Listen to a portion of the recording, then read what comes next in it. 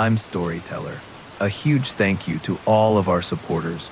Your engagement is what keeps these stories going. Tonight, listen to true scary stories for sleep.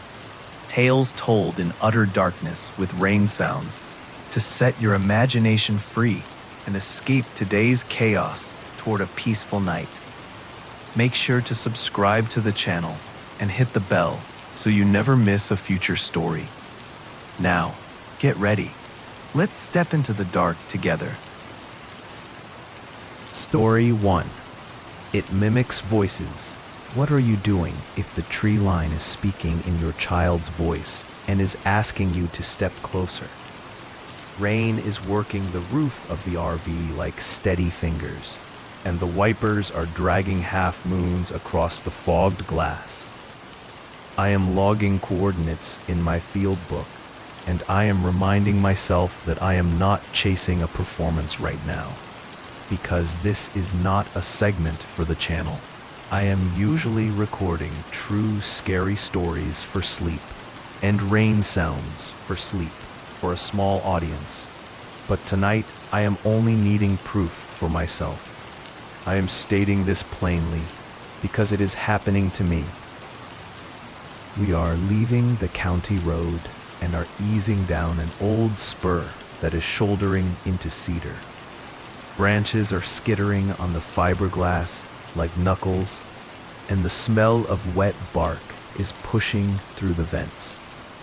Lena is steering with both hands, white on the wheel, and Malik is cradling the thermal scope, and Tori is balancing the parabolic like a silver ear. I am telling them that we are camping one night and are mapping folklore markers at dawn, and they are nodding without humor. On the dash, a playlist named 3 Hours Creepy Stories is sitting paused, because we are usually studying pacing while we are driving, but I am muting it now. Inside, the kettle is knocking, and coffee is blooming. Wet neoprene is smelling like pennies, and diesel is hanging at the back of my tongue. I am laying the headphones flat, and rain sounds are filling the RV like soft static, even before I am pressing them to my ears. Tori is saying, "We are gathering ambience," that our subscribers are filing under horror ASMR, and she is trying to smile. We are collecting weather beds, not ghost stories. Lena is saying, her voice steady, but her shoulders high, "I am stepping into the hush, and am sinking in leaf mold that is giving under my boots like old bread. The beam of my headlamp is catching spider silk between ferns, and drops are stringing pearls that are sliding off one by one. I am raising the dish, and the headphones are sealing me in. Instantly, I am living inside water, every branch tick becoming a tiny drum hit. This is why people are writing me that true scary stories for sleep are working for them, because rain is smoothing everything to a single breath. Ace, are you reading? Malik is crackling. We are scouting 50 yards east, he is saying. Copy, I am answering. My throat is tight, and my palms are slick. I am not thinking content, I am thinking boundary. A laugh is flicking across the bowl like a stone skipping water. Light, quick, wrong. I am pivoting left, and the laugh is arriving again, but bent, like a bell that is ringing underwater. I am telling myself there are campers near the river, and wind is bouncing sound like a ball between trunks. I am telling myself this is only a scary story my brain is writing to fit the dark. Then the radios are filling with my voice. Not Malik's, not Lena's. We are not alone. The tree line is saying in my exact cadence, and my scalp is prickling like frost. A second copy is following a beat behind. My own voice again, softer, closer. I am tearing the headphones off. and the night is rushing in. Rain is whispering on canvas, and a woodpecker is ticking deep like a metronome. And something heavier is moving in a slow arc that is mapping our RV. Alex, we are likely catching a reflection, Lena is saying. Her eyes are not agreeing. Tori is frowning at the meters, and the needle is quivering like a throat clearing against the diaphragm. We are stepping backward, as if the doorframe is permission, and I am feeling the cold metal latch under my fingers like a rule I am wanting to enforce. From the trees, I am hearing my name in Lena's melody. Same breath, same upward curl on the second syllable. But Lena is beside me, not speaking. We are going inside, now, Malik is saying, breath hissing. We are piling in, and the door is thudding, and the small space is closing like a fist. The laptop is waking, and waveforms are blooming like skylines. We are scrubbing the capture, and the laugh is arriving again. Over the speakers, my voice is appearing from a timestamp that is not yet happening. I am stepping into the trees for 1 minute. Future me is promising. The mark is sitting 10 minutes ahead. Bright. Impossible. I am staring until my eyes are watering. I am tagging this for true horror stories. Tori is saying out of habit, then stopping. We are not tagging anything, I am saying, and my mouth is dry. On a yellow sticky note, I am seeing my own handwriting from earlier routes, a to-do line that is reading scary stories to sleep, riverbed, light rain. The word rain is suddenly large, and the actual rain is answering the laptop fans with a low hush. Outside the window, a small shape is moving between trunks, too smooth to be wind. The parabolic is still pointing at the door like a dog holding a point. In my headset, I am hearing a whisper that is using Malik's baritone, then Tori's lift, then Lena's steadiness, each one almost perfect. We are okay, Alex. We are needing your help, the voices are saying. My chest is aching because a part of me is believing, and another part is building a wall. This is the exact hinge between reason and heart that true scary stories are always riding. But I am not curating it. I am living it. I am thinking about the listeners who are loving ghost stories and true scary stories because they are letting fear drain safely at night. I am realizing that safety is a story we are telling ourselves.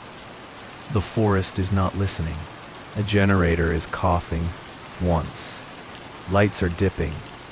Rain is turning louder, pelt by pelt.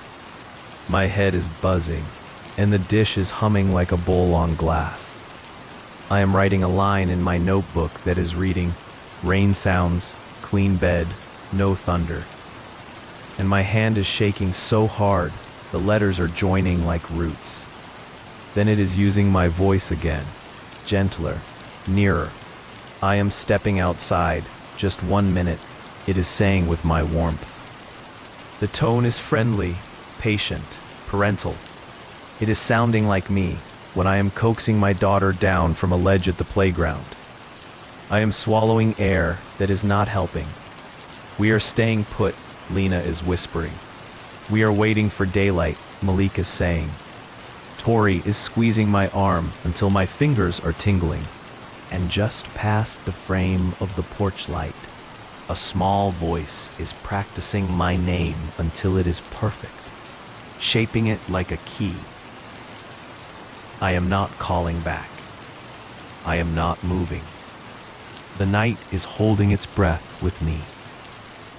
Somewhere deep inside the trees, a promise I am never making is already echoing on a file I am not yet recording. Outside, the rain is steady, and inside the RV, 3 people are nodding at nothing, while I am realizing that scary horror stories are sometimes only reports. Rain is continuing like a curtain that is never lifting. Inside the RV, warm air is fogging the windows, and coffee is sitting half-finished on the counter, going cold in little rings. We are drawing rules on a yellow pad, and the Sharpie is bleeding through the paper like black tea. 1. No one is answering a voice outside. 2. No one is opening the door without eyes on them. 3. Safe word is oak, because oak is everywhere here. Lena is testing the deadbolt and is nodding once. Malik is slinging the thermal and is angling it at the door. And Tori is looping gaffer tape around 3 glow sticks, like she is braiding hair. I am breathing slow and shallow, as if big breaths are inviting something in. I am telling the recorder that my name is Alex, and that I am documenting a thing that is not fitting any box I am having. People are always calling this stuff ghost stories, and I am hating how neat that phrase is sounding right now. We are stepping out under the awning as one unit, shoulders brushing. Rain is knitting the light into threads, and the forest is moving only at the edges of sight. Glow sticks are going onto branches at head height, marking a breadcrumb curve toward the game trail. I am planting a cheap door chime on fishing line between 2 trunks, because the hardware store is not selling tripwires for whatever this is. Our boots are sucking at the soil and are releasing with wet kisses. The smell of cedar is mixing with diesel and damp plastic. Check thermal, I'm whispering.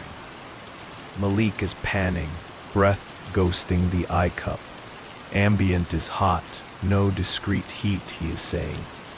So it is cold or it is clever. Lena is muttering. The parabolic dish is turning like a sunflower. And rain sounds are saturating the headphones until every thought is needing to push through them. We are doing a call and response drill, our voices stacking softly like overlapping hands. Oak, 3 taps, I am saying. Oak, 3 taps, the others are answering. We are tapping the RV wall, and the wood is giving a dull thud. The forest is answering with its own 3. Spaced wrong, too slow, too careful. I am tasting metal, as if a battery is touching my tongue. Dot. Back inside, we are leaning over the laptop, water dripping from hoods onto the mat. Tori is scrubbing the waveform, and my stomach is folding when a bright sliver is appearing 15 minutes ahead. She is clicking. A sentence is playing in my voice that I am not yet saying. I am leaving a glow stick by the creek and am coming right back. Future me is promising. No one is speaking. Only the generator is clicking in a nervous rhythm, like a cricket inside a tin can. Metadata now, Lena is saying. Tori is opening the file info, and the creation time is listing as now, while the modified time is listing as a minute from now. My throat is tightening, and my lungs are forgetting the next step. This is corruption Malik is offering, and even he is not believing it. I am picking up the walkie and am pressing transmit for courage. We are not following any audio cues. I am saying to the small square of plastic, we are staying together. The walkie is coughing and is replying in my exact voice. Same pacing, same little scratch in the middle syllable, but with a new line I'm not saying. I am hearing water, closer than before. The twin is reporting. We are all looking at the door, because beneath the roof hiss, there is a thinner sound like a creek that is creeping up the gravel. The creek is 100 yards downslope, Tori is saying. It is not moving uphill, Lena is adding. The thin sound is getting brighter anyway, as if the water is climbing the air. My phone screen is lighting on the counter. No bars, no notifications. A voice memo is sitting there, with a timestamp that is reading 2 minutes from now. The title is, Daddy, hear me, spelled the way my daughter is saying it when she is sleepy. My knuckles are going bloodless around the countertop. I am not touching the phone, because touching is making it real. Malik is pointing the thermal at the window, and his mouth is opening without words. Negative space is moving, he is whispering. On the screen, a shape like a person-sized hole is sliding between trees, colder than everything, softer than shadow. The glow sticks are reflecting in the glass as green commas, and something is passing behind one, briefly occluding it, like a fish sliding past a docklight. We are hearing a knock from the RV wall at shoulder height. 3 taps too slow. I am closing my eyes and am counting my breathing like beads. Say the word, Lena is telling me, fingers digging crescents into my sleeve. Oak, oak, oak.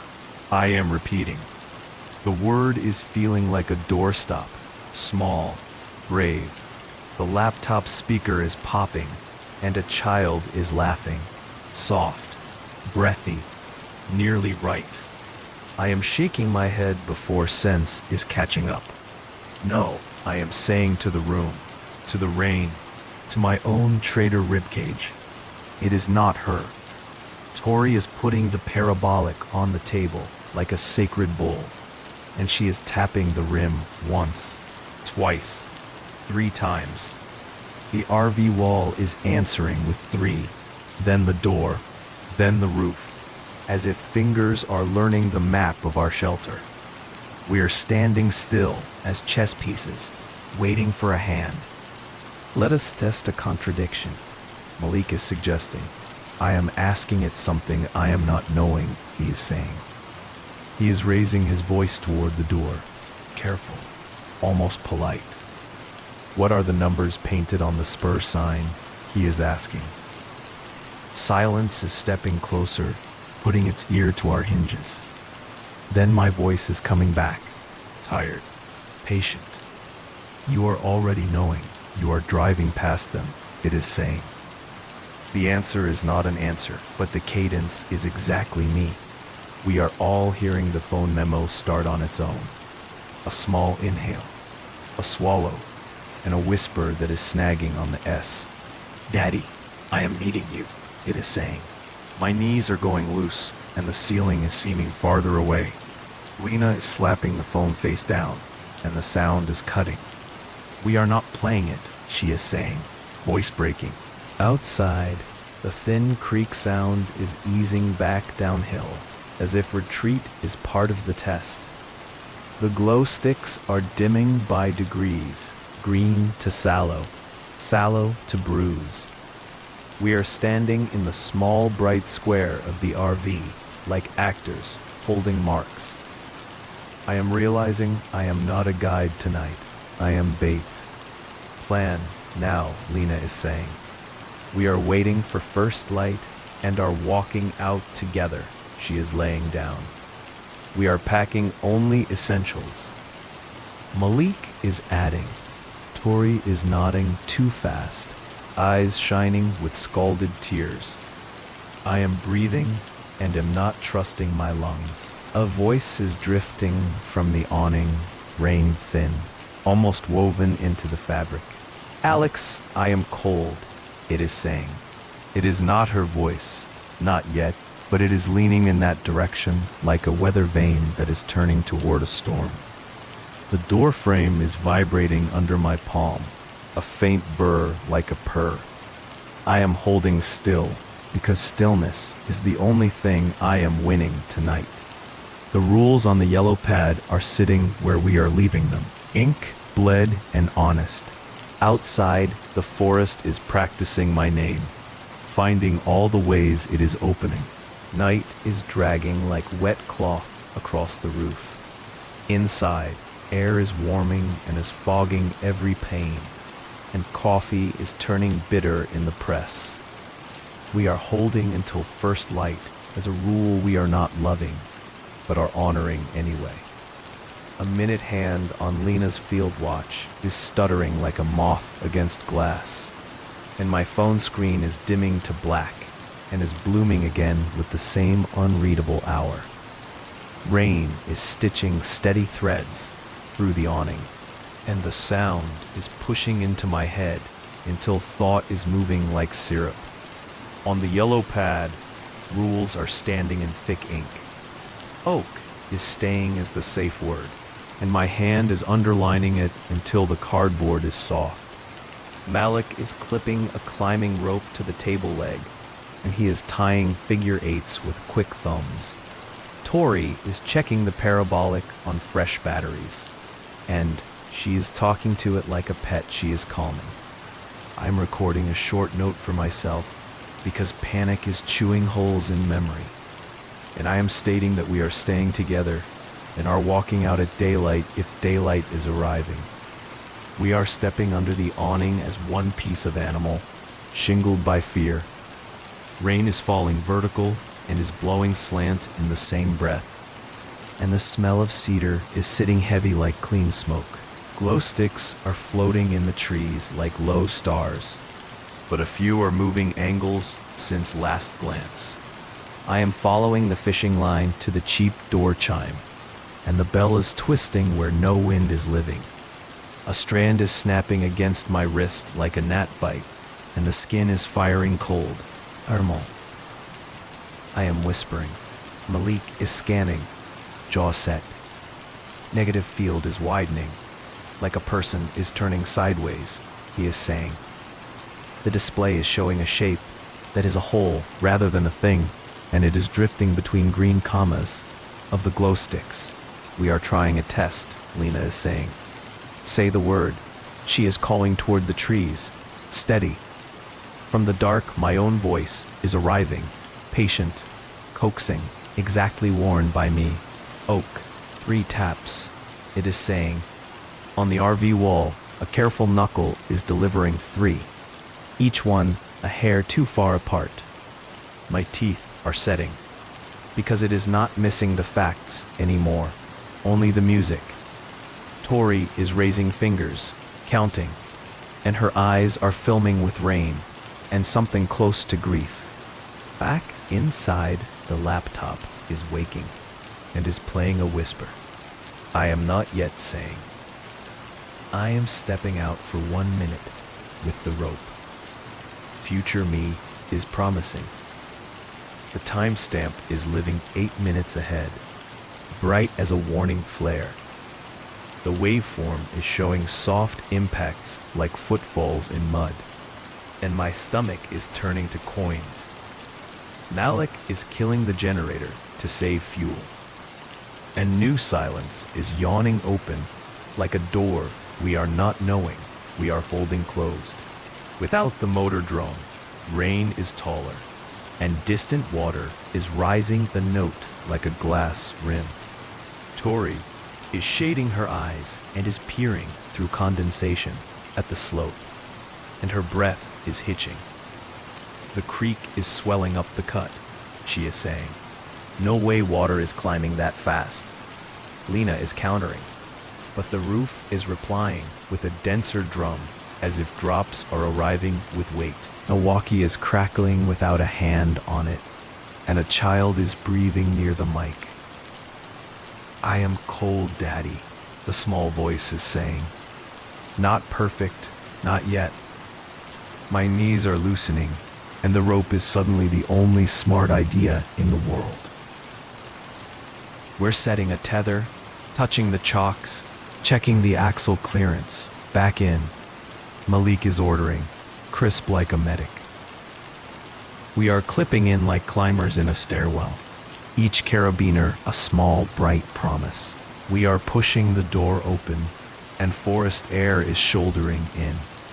Rain is beating on my forearms, and Diesel is living behind my teeth. The glow sticks are drizzling pale color on bark, and the ground is giving under us like baked custard. The RV is listing a degree to the creek side, and a chalk is floating lazy against a tire. I am fishing it with my boot, while Malik is bracing my harness with a gloved fist. From the trees, a whisper is leaning toward me in Lena's melody. "Oak, now, Alex," it is urging. My mouth is opening, automatic, and Tori is pinching my sleeve hard enough to sting. "We are not answering," she is hissing. The door chime is ringing with a tiny domestic sound that should be funny and is not. Then a new sound is arriving under the rain. A thin zippering like fabric tearing very slowly. The parabolic on Tori's back is trembling against its strap, and she is swinging it forward and is laying it toward the sound. In my headphones, the world is opening like a seashell, and a chorus of breaths is rising, all mine, stacked at wrong delays.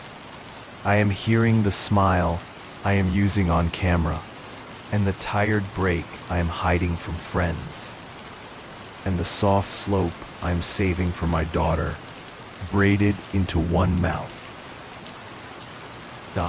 Lena is hauling my tether hard, and we are backing through the door in a stupid crab ballet. The RV is swallowing us and is shaking when the wind is pushing. Mud is painting our shins, and rain is tapping Morse on the skin of the rig. I am closing the latch and am resting my forehead on cold metal, counting to 8 over and over. On the table, the yellow pad is bleeding through more, and the rule list is growing a fourth line in my handwriting that I am not writing. I am going to the creek just to check level. The new line is reading. I am stepping back like the paper is hissing, and Lena is ripping the sheet and is crumpling it and is shoving it deep into the trash. The texture of the ball is wet, dense, alive in her fist. We are arguing in the soft, urgent way of people who are loving each other, and the talk is circling the same 3 ideas, and fear is taking bites out of every sentence. We are sticking to the plan, Lena is insisting. We are leaving at light, rope between us. No hero walks, she is repeating. We are not standing through flood. Malik is countering, eyes on the slope. Tori is staring at me like I am already halfway gone.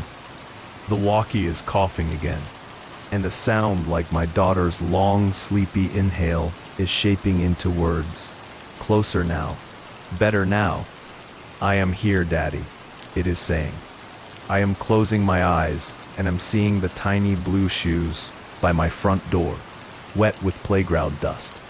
We are okay, Lena is whispering, but her hand is tightening on my wrist until fingers are going numb. Light outside is brightening by one shade only, a false dawn that is simply rain reflecting itself.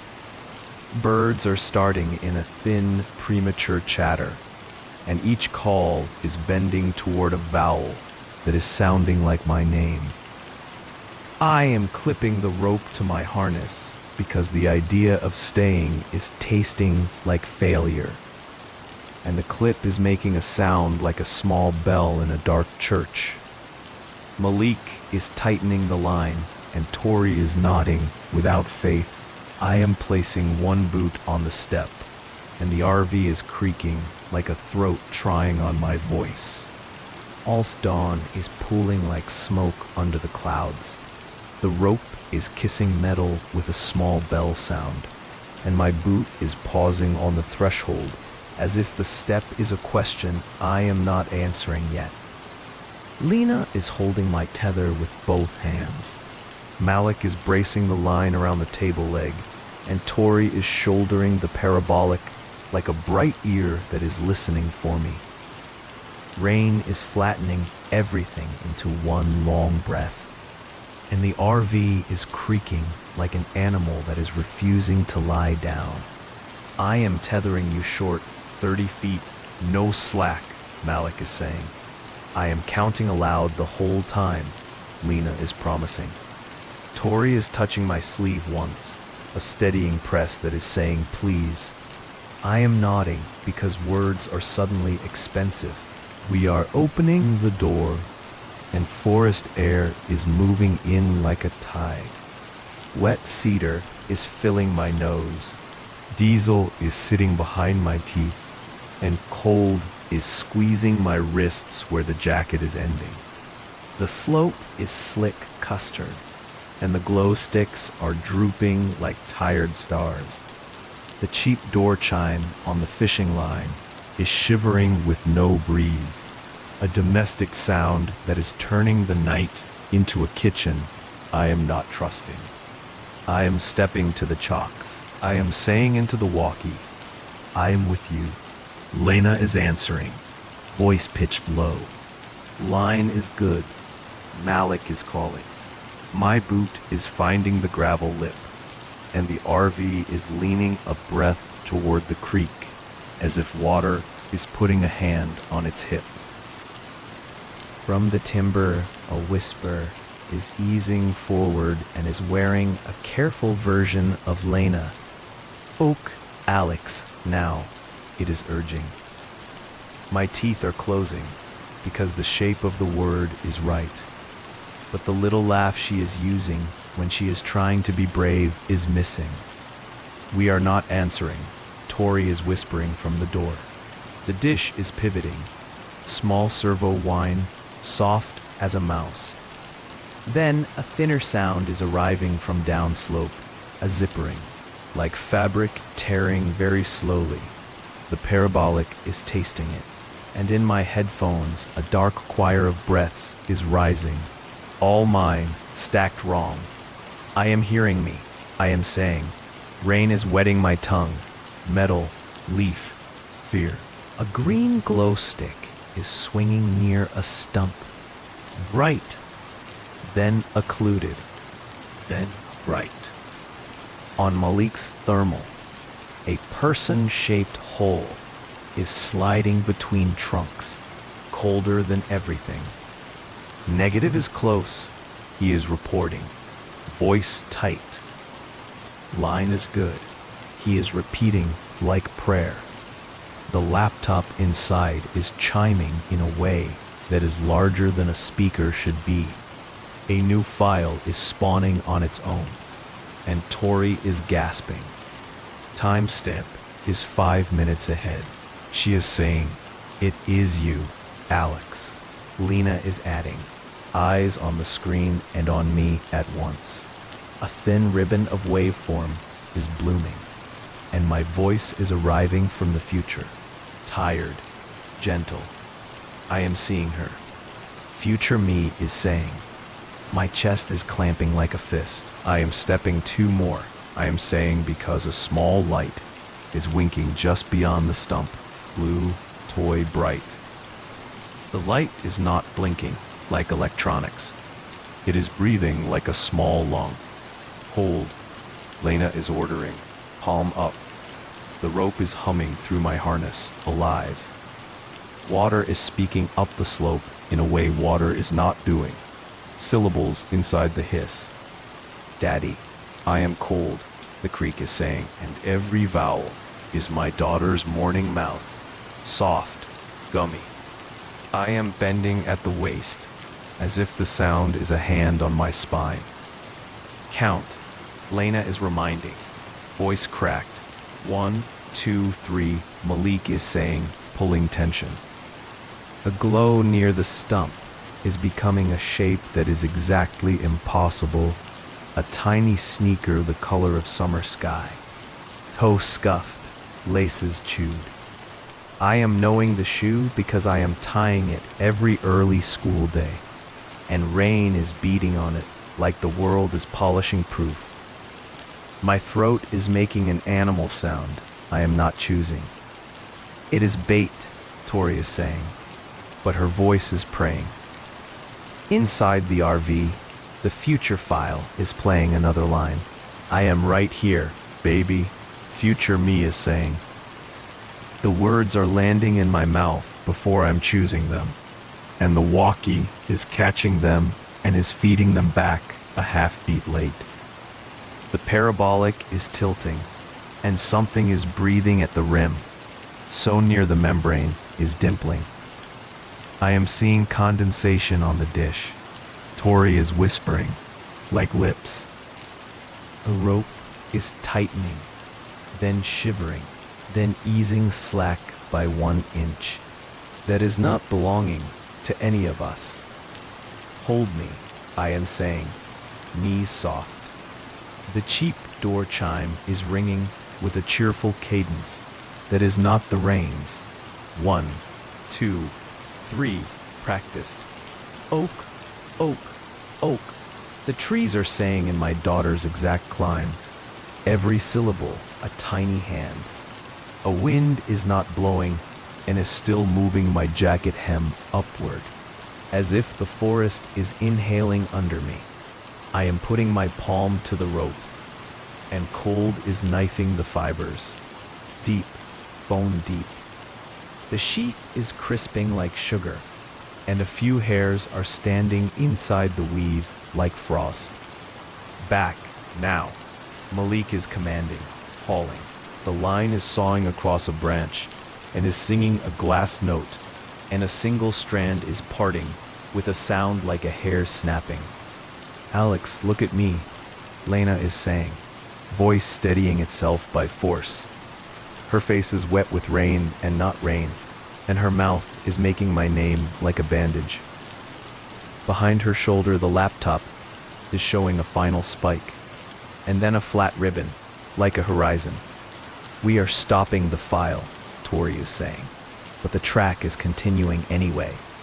I am bending toward the tiny blue sneaker, because love is not a plan, it is a gravity. The forest is leaning with me, and the rope is deciding that I am already gone. The parabolic is filling with a heartbeat that is my daughter's bedtime tempo, the little gallop she is carrying since birth. I am here. I am telling a shape the size of a breath, and the night is nodding. The line is whispering once more, and then weight is leaving my belt as if a hand is unhooking me politely. Metal is clicking like a small thank you. Malik is shouting my name. Lena is shouting oak. Tori is sobbing air. The door chime is ringing with a happy kitchen rhythm, and the creek is speaking only vowels now, long, sweet, rising. Rain is softer in the trees, as if leaves are cupping it for me.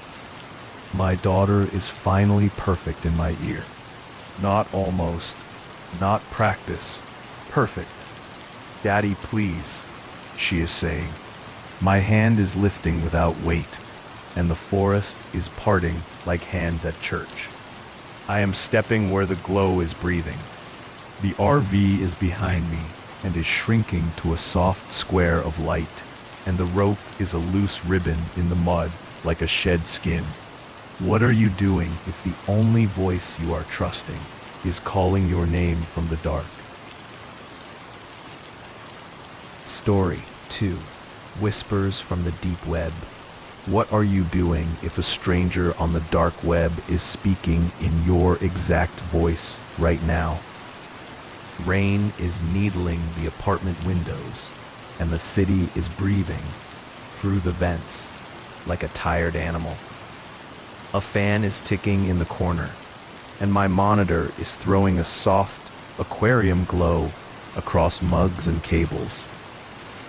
I am usually editing true scary stories for sleep, and scary stories to sleep for a small night crowd. But tonight I am chasing something uglier. People online are calling it the Whisper Exchange, a place that is buying voices and is selling them back with better teeth. I am stating this because it is happening to me. Point. Tor is blooming into a full-screen bruise, and a bookmark with a nonsense string is opening a doorway. that is not walking to any street. A login form is swimming up from black, and my hands are hovering because rules are helping and also not helping. My microphone is sitting on the desk like a quiet pet, and a notebook is lying open with a list that is reading. Keep VPN up. No names, no specifics, no heroics. Inside the market, a ledger of handles is parading past, lowercase and knives. Offer threads are listing sonic skins, mouth masks, breath prints, and something called care packages. A moderator named Glassmouth is pinning a notice about proof of voice. No dead air, no codecs that are bruising consonants. And my jaw is tightening because the rules are sounding like a smart horror ASMR checklist. A private message is arriving uninvited. You are perfect stock, the sender is writing. Say the line to unlock, they are adding. The line is appearing in monospace like a prayer, and it is reading. I am telling a true horror story, and you are safe to sleep, gentle as a lullaby. My chest is cooling because the phrase is living in my channel description for ages.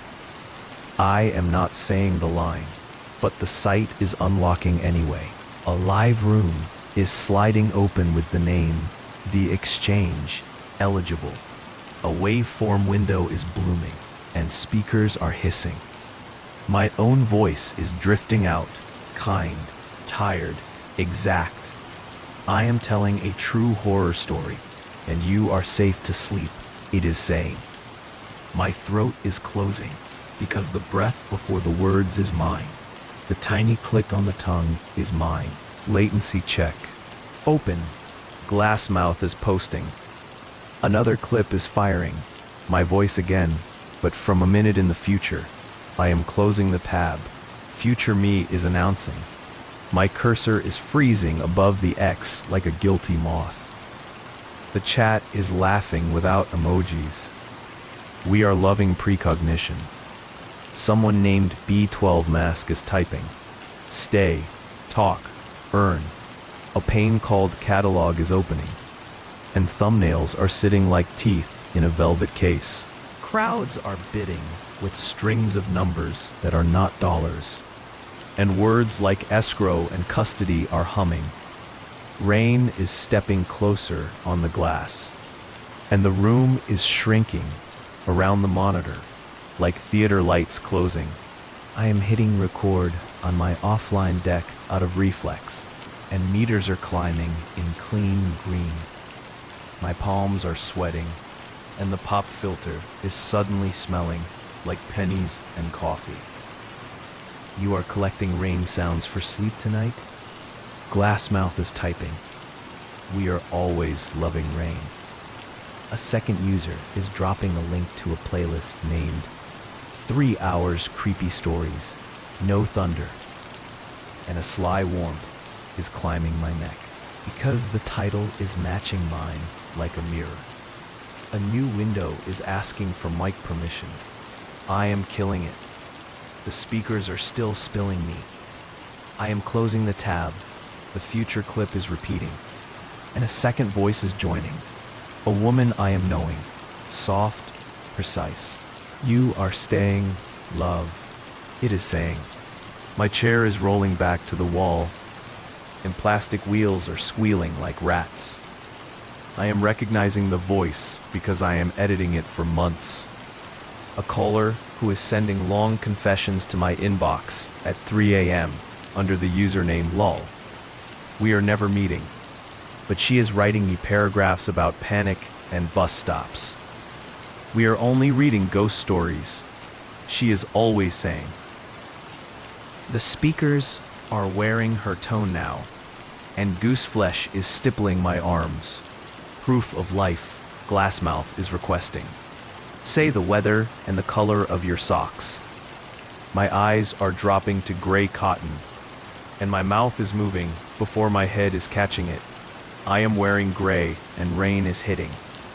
The room is applauding in numbers, and a small icon is flashing, transfer enabled. My phone is buzzing on the desk. No number.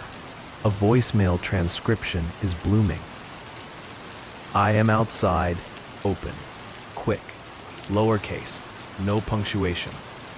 The hallway light is leaking under my door, and a neighbor is coughing 2 units down, thin. The exchange is pinning a timer, 2 minutes, 0 seconds. Open for pickup. The chat is typing. Your sample is valuable. We are delivering care.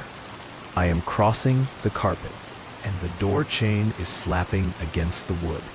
The peephole is drinking my eye, and the hallway is giving back a watercolor of wet carpet and exit signs. Nothing is standing there. Everything is standing there. The speakers are leaning into a whisper that is not quite lull and not quite me. We are right here. The voice is soothing. I'm stepping back, and the monitor is darkening to a low glass. The exchange is pinning a new clip. My voice again. From 3 minutes ahead. I am opening. It is promising. The timer is starting to breathe. Numbers swelling and thinning like a throat. Outside the window, rain is arranging itself into even brushstrokes. Calm. Hypnotic. This is the part where a scary story is promising safety. And this is the part where safety is an ad. My hand is hovering over the chain, and the cheap brass is warming to my skin like agreement. The timer is hitting 0, and a soft knock is arriving that is refusing to admit it is a knock. 2 knuckles are testing painted wood, shy, courteous. The voicemail is pinging again, blank. Then text is wicking in slow. Rain is cold. I am needing you. It is reading. My thumb is pressing hard into the door, and pain is clearing my head for 1 good second. I am not opening. Back at the desk, the exchange is unfurling a second room called inspection. A grid of small videos is blooming. No faces. Only doors and hands and microphones and a silver bowl that is a parabolic dish. A chat caption is strolling under each tile. Lot 12, Lot 13, like livestock. We are authenticating breaths. Glassmouth is posting. Artificial is paying less. My tile is appearing without me asking. The camera light is dark, but the image is still showing my desk at a damp angle. The waveform window is open, and my hands are absent. Like a magic trick, I am turning the webcam to the ceiling, and the tile is rotating as if a wrist at the other end is mirroring me.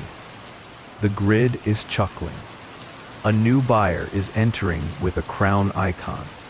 Handle, Midnight Pharmacy. They are bidding increments that are shaped like heartbeats. Short, long, long. We are wanting lull set. We are wanting the rain kit. We are wanting the father timber. They are typing. The word father is snagging on a nail inside my chest. I am typing with clumsy fingers. This is a documentary, not sale. I am writing. Glassmouth is replying with a gif of a lock turning. Then text. Everything is a sale. Even exits. The voice window is blooming full. My own mouth is floating in darkness, pixelated. Wet with breath. I am opening 5 minutes. The mouth is telling me. The apartment is dimming a shade, as if clouds are moving closer to the glass from inside the sky. Neighbors are moving above, like furniture is learning to breathe. I am pulling the mic XLR, and silence is hitting the room like a book. The speakers are still talking. We are not needing your cable. B12 mask is teasing. We are already owning your street cam, your doorbell, your voicemail servers. Phone is buzzing. New message from an unknown.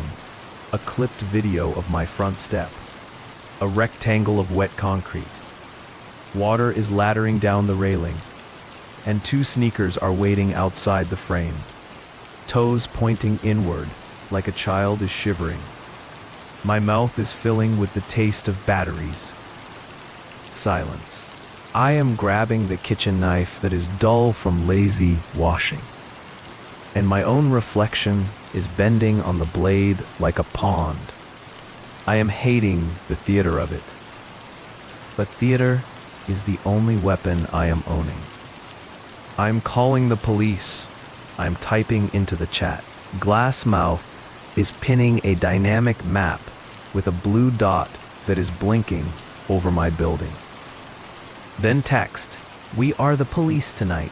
Relax." Somewhere inside my walls, a relay is clicking, and the lights are stepping down to bar light. My fridge is humming like a throat clearing. The exchange is pushing a system message. Care package is delivered. Open, 30 seconds. And the timer is yawning again. I am cracking the door chain, and I'm sliding an eye into the gap. And a box is sitting on my mat. Small, brown, wet.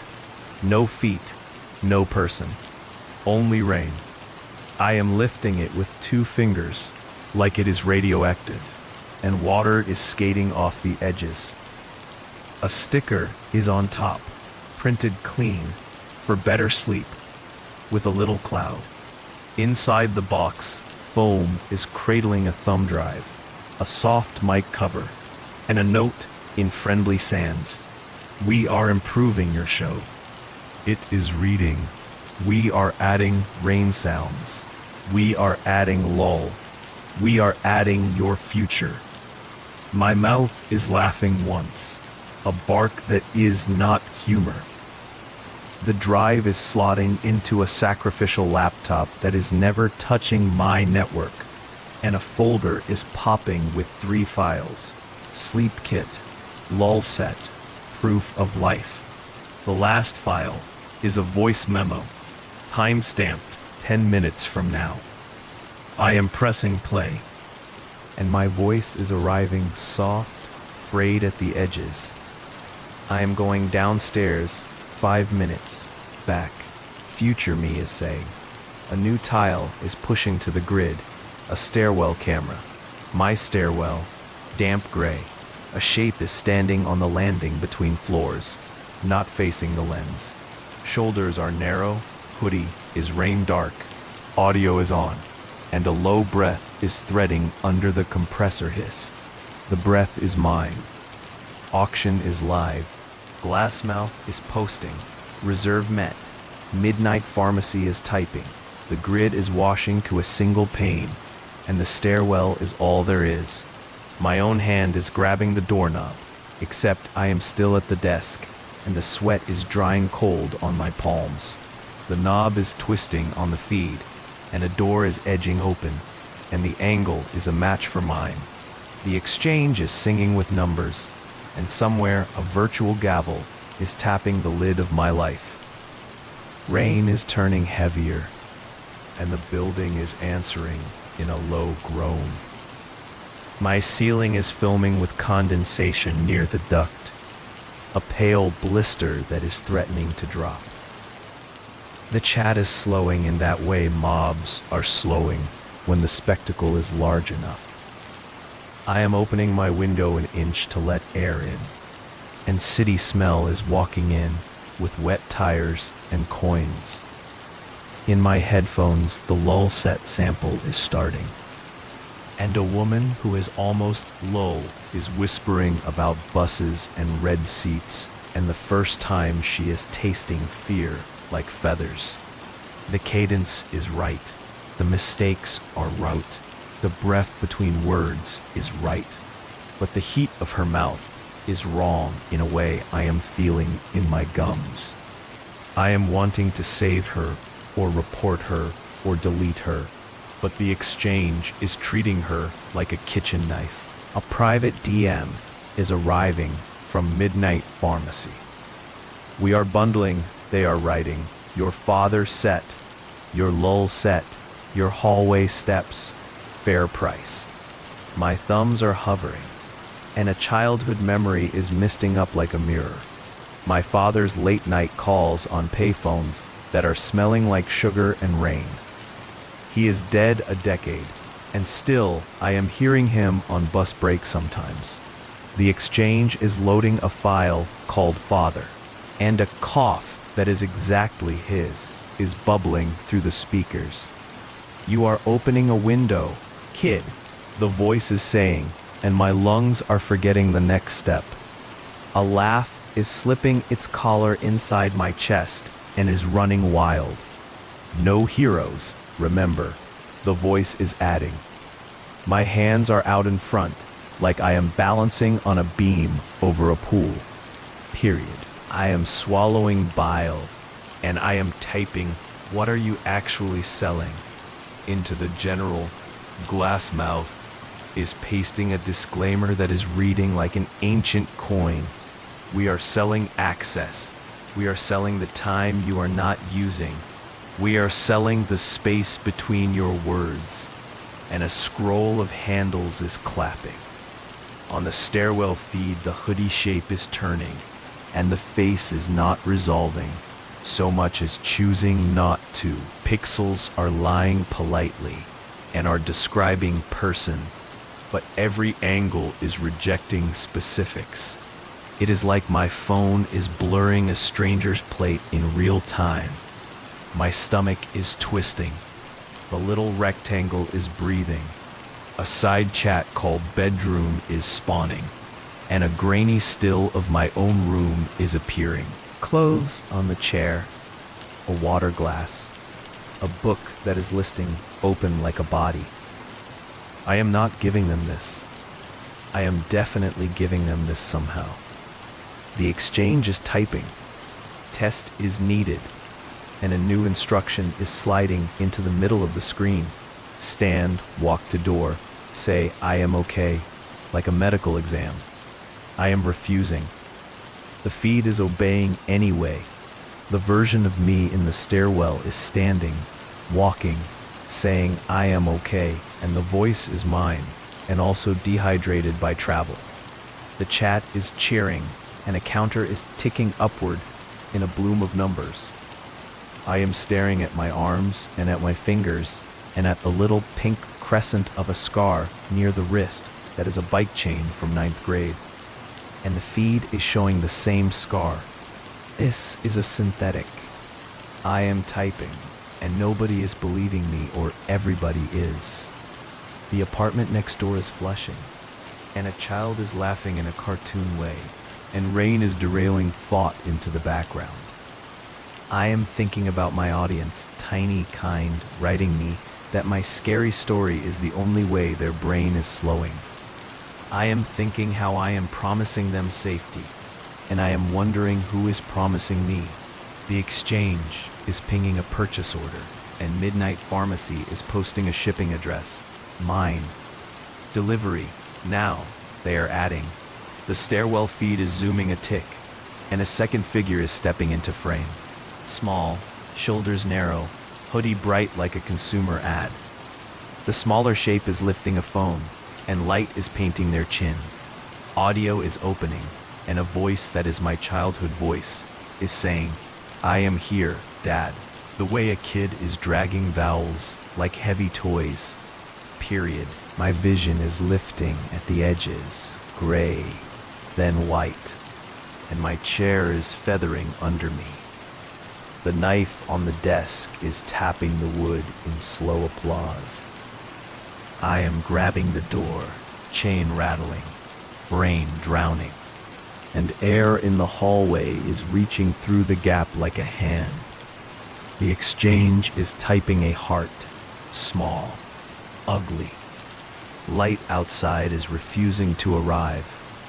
Rain is sanding the street down to a smooth hush, and the building is exhaling between thunderless breaths.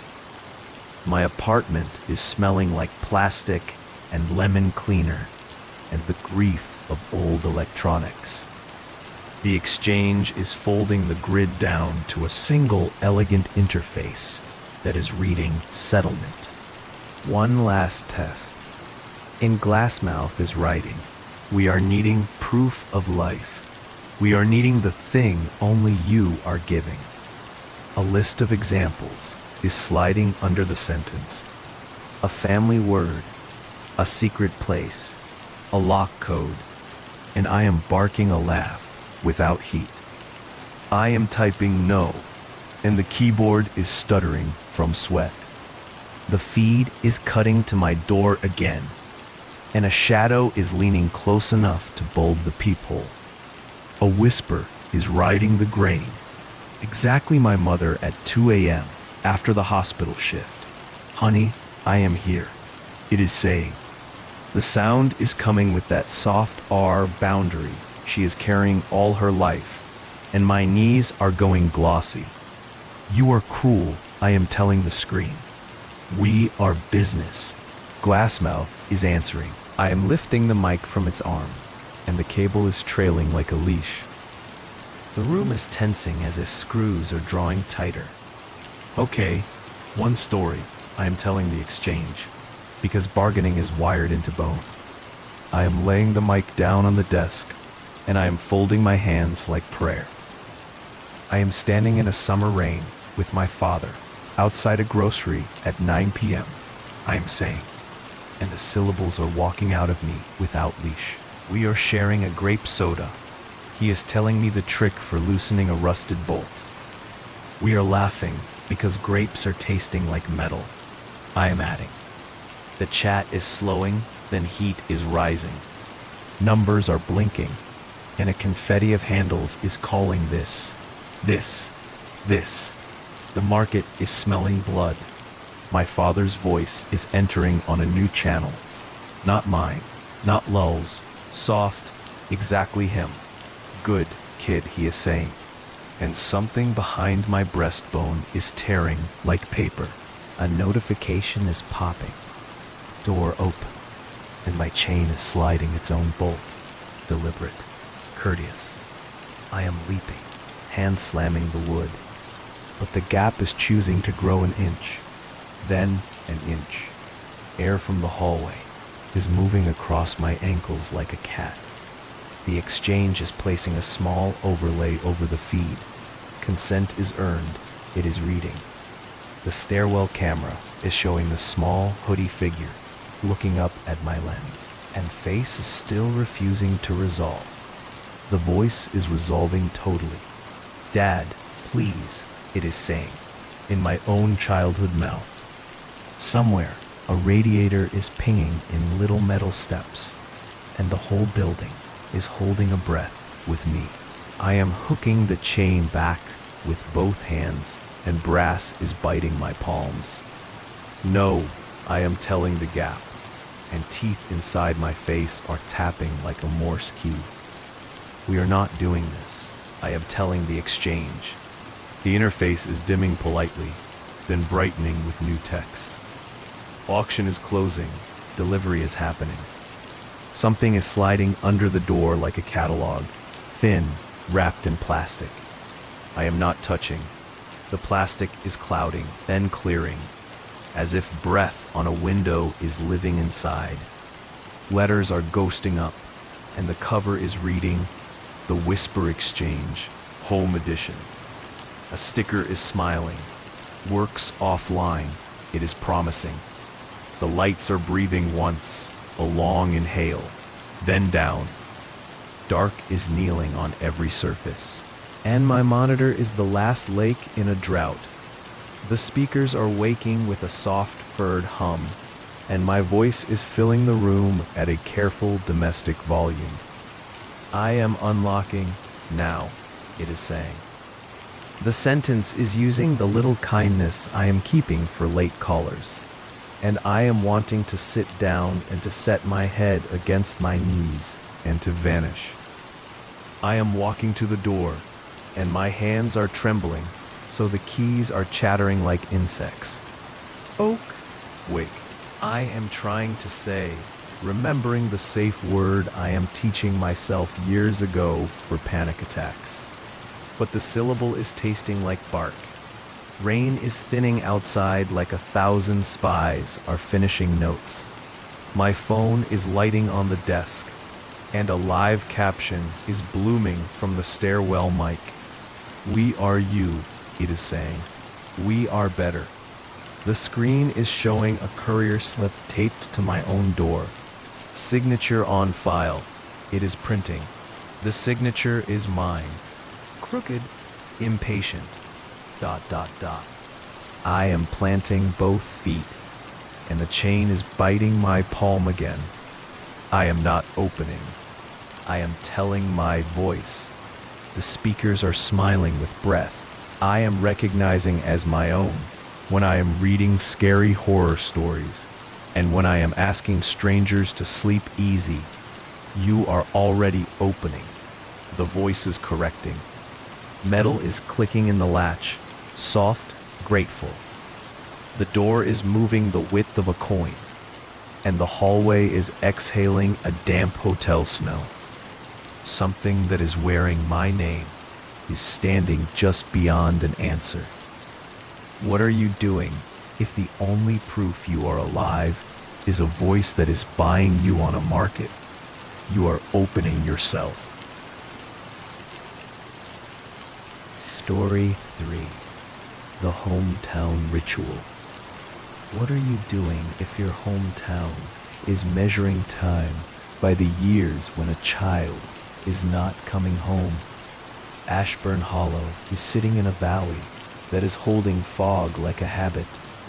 Maples are shouldering the 2-lane road, and a river is dragging its brown sleeve along the mill ruins. On the bulletin board by the grocery, a dozen paper faces are softening in weather. Edges are furred. Ink is paling. One sheet is always newest. One is always tender. The file is open on a reporter's lap, and the camera light is blinking once like a lid. An omniscient ledger is existing here, and it is listing one vanishing on the same night each year. Locals are calling it a ritual. Officials are calling it a pattern. Outsiders are calling it a scary story. A date is forming a neat loop on calendars. The last Friday of September. The time is never exact, but the air is always wet, and rain sounds are always threading under eaves. The official record is showing 12 names in 12 years, ages 14 to 17. No bodies are appearing, no ransom notes are staying, and no single footprint is convincing a jury. The road in from the interstate is wearing a groove of camera vans every autumn, and then snow is coming, and then spring is pretending nothing is happening. The reporter is stepping into the sheriff's office first. Fluorescents are humming, and a map with thumbtacks is coughing up red plastic. Sheriff Dugan is tugging his tie and is keeping the window cracked for the smell of rain. We are seeing runaways, he is saying, tapping a file with a finger that is smelling faintly of gasoline. We are seeing bad company. We are seeing one accident that is washing a kid into the culvert. We are seeing hysteria. Ritual is a church word, not a statute, he is adding. His eyes are doing a small flinch when a thunderless pressure is leaning on the glass. The camera is catching that. So is the ledger that is speaking in margins. Across from the courthouse, the Marigold Diner is breathing out butter and burnt coffee. Owner Dora Pike is pouring a refill until it is nearly cresting, and the spoon is ringing the mug politely. We are hearing singing near the drainage ditch on those nights, she is saying. Not pretty, not off-key, like humming from someone who is forgetting words, she is adding. A busboy is wiping the counter in slow circles, eyes on the window. At the corner booth, two seniors are playing gin and are not playing it well. And one is saying, "We are all knowing what is happening," without looking up. The words are sliding across the table like a damp newspaper. At the high school bleachers, a knot of juniors is scuffing sneakers and is pretending they are not waiting for the microphone. One kid with a football hoodie is speaking into his sleeve. "We are doing the mirror dare behind the pharmacy," he is saying. But we are bouncing when the echo is answering from the culvert. A girl with chipped blue nails is lifting her chin. "We are hearing the county fair carousel from the riverbank when there is no fair," she is saying. "We are not joking. We are recording, but the phones are filling with wind," she is adding. Their hands are shaking and are also not shaking. The camera is catching both truths. A pastor at St. Brigid's is unlocking the nave, and wood polish is climbing the air. Candles are standing like patient teeth, and a row of small ribbons is fluttering on a side rail. "We are calling it the Harvest Vigil in older minutes," Father Keene is saying. "Parents are tying a thin thread around the wrist of every child and are fastening the other end to the bed frame." He is adding, "It is a reminder that love is binding and that morning is arriving," he is saying. He is not talking about what is happening when morning is arriving and the threads are lying loose on sheets. The camera is panning, the ledger is underlining. Down by the culvert off County 17, water is ticking on rust, and a low concrete lip is swallowing the sound and is giving back a tone like a glass rim. The reporter is setting a recorder on the wet lip, and an engineer in a blue jacket is saying that a drain is always singing when pressure is right. "We are talking harmonics, not hauntings," the engineer is saying. A fisherman is standing 20 yards off and is not agreeing. "We are seeing a pale shape on the bank last year," he is saying, "and we are throwing my rod like a spear without meaning to." The sky is lowering, and the recorder light is winking like a firefly with a worry. At the library, a town historian named Walt Hembry is turning a ledger with 2 fingers. His breath is threading like paper. "We are losing a mill in 79 and a saw in 96, he is saying, "and then the children are starting to go. You are pushing a place too hard, and a place is pushing back," he is adding. In the margins of a century-old journal, a farm wife is sketching a circle of 13 hash marks. And the last mark is darker. Walt is not saying the number out loud. The camera is lingering anyway. In a modest ranch house on Alder Street, a mother named Renee is folding shirts that are never cooling. The air is lemon and mint. "We are hearing him laughing on the patio at 11:23, she is saying. "And at 11:24, we are calling up the stairs. And at 11:25, the patio is only rain." Her hands are moving through cotton as if it is water. On the fridge, a magnet is holding a list of after-school snacks. Gummy bears are underlined. The reporter is asking what she is believing, and her answer is stooping under the weight of 2 possible worlds. "We are not caring which name you are giving it," she is saying. "We are only wanting him back." An online forum is loading on a laptop in the motel, and threads are pulsing like small arteries. Skeptics are diagramming drainage maps and bus schedules. Believers are circling lunar phases and county budget votes. A late-night moderator is filing the discussion under true scary stories, and a different thread is filing it under ghost stories. The reporter is bookmarking both and is staring at the motel ceiling while the AC is coughing. The ledger voice is saying that both boxes are too small, as dusk is sliding across Ashburn Hollow like a hand over a fevered forehead. The sheriff is checking the floodlights at the park. The diner is setting a second pot. The pastor is pinning a ribbon back onto its nail, and the culvert is practicing its single cold note. The reporter is walking the main street with the camera asleep and the ears open.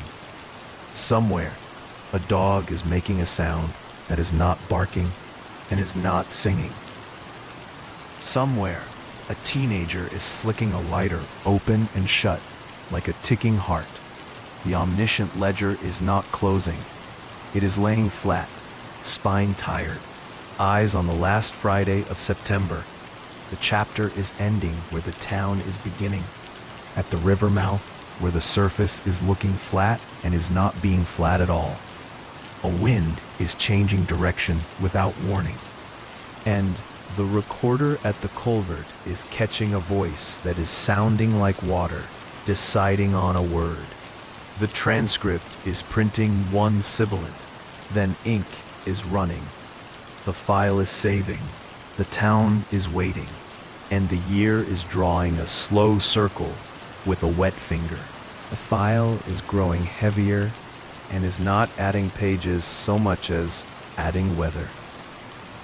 The reporter is moving between doors with a voice that is staying mild, and the town is answering with either coffee or silence.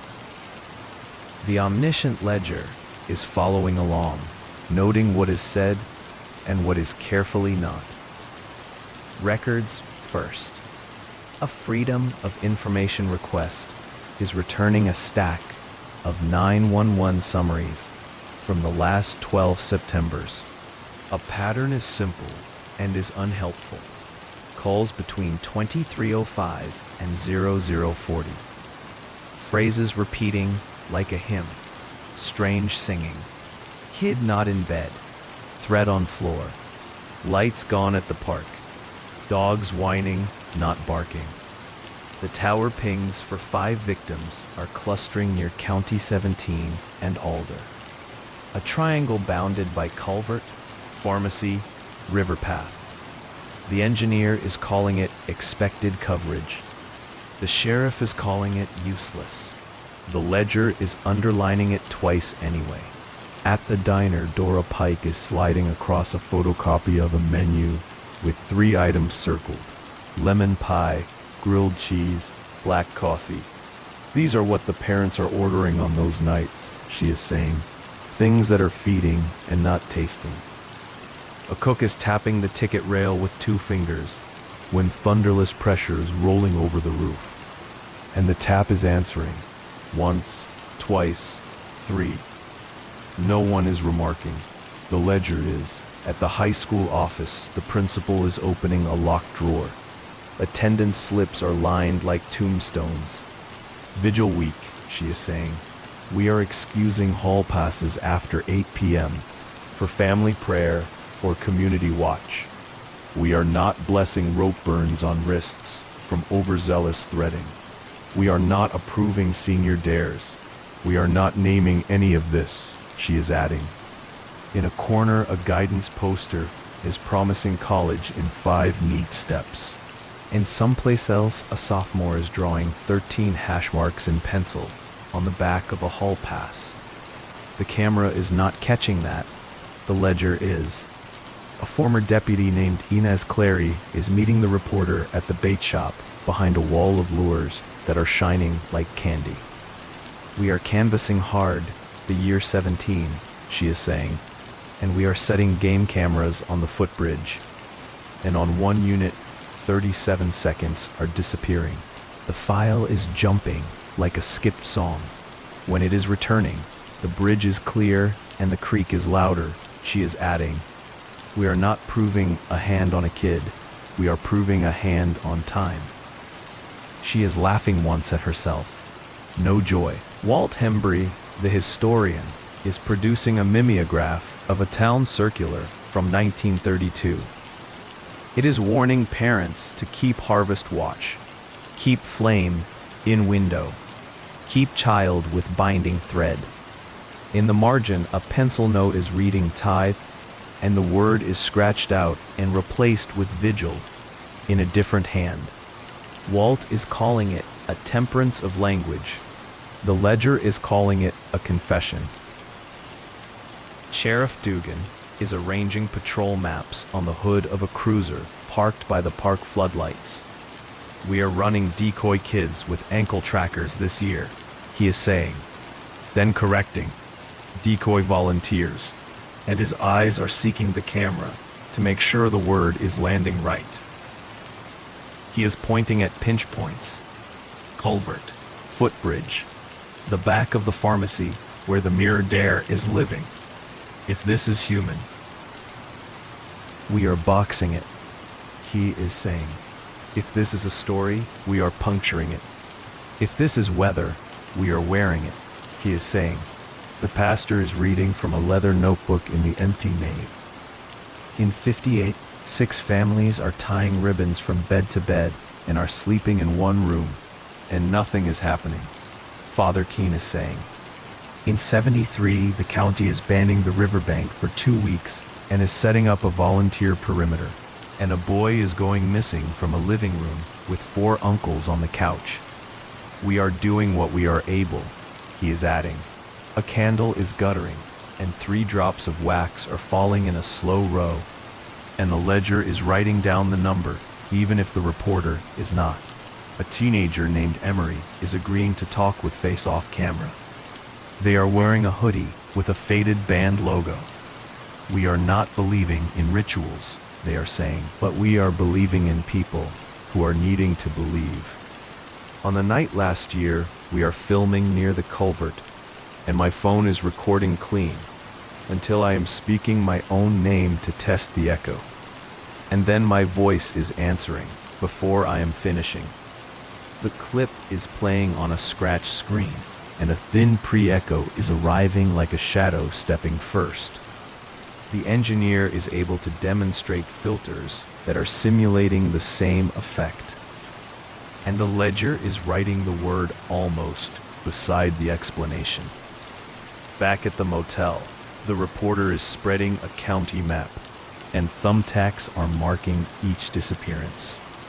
Lines are connecting dates by order rather than geography, and a simple circle is emerging with 12 points. Nothing mystical, simply neat. On a separate sheet, the reporter is listing the last seen behaviors. Walked the dog, took out trash, texted a joke to friend at 23:12, washed a bowl, gummy bears, and a column is noting who is within earshot. Mother in kitchen, uncle on couch, sister on call. The proximity is close, the absence is closer. A woman named Colleen from the volunteer watch is offering logistics, like a grocery list. We are heat mapping porch lights, she is saying. We are issuing whistles in brown paper sacks. We are pairing walkers, no solos. We are not letting kids game the rules to touch river water after midnight. Each year a handful are trying. They are wanting to be brave, or to belong, she is saying. Her mouth is tightening when she is adding that 2 adults are caught near the pharmacy lot with a trunk crate and rope. Both are pleading out to misdemeanors. Both are moving away. The ledger is flagging that line in yellow. At the culvert at noon, an acoustician from the state is unpacking a real microphone that is wearing a furry windscreen like a winter animal. He is placing it low, then high, then inside the mouth of the drain. Spectrograms are blooming on a tablet, and he is explaining resonance modes in polite shapes. That note you are hearing, he is saying, we are predicting it from diameter and flow rate. The file is saving, the line is clean. And then a thin harmonic is arriving that is not in the math. He is frowning, then smiling it away. A truck somewhere, or a power transformer, he is saying. The ledger is not arguing, but it is not agreeing.